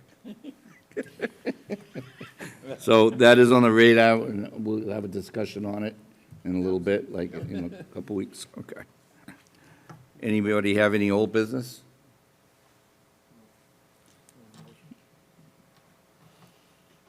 Motion to adjourn? Second. All those in favor?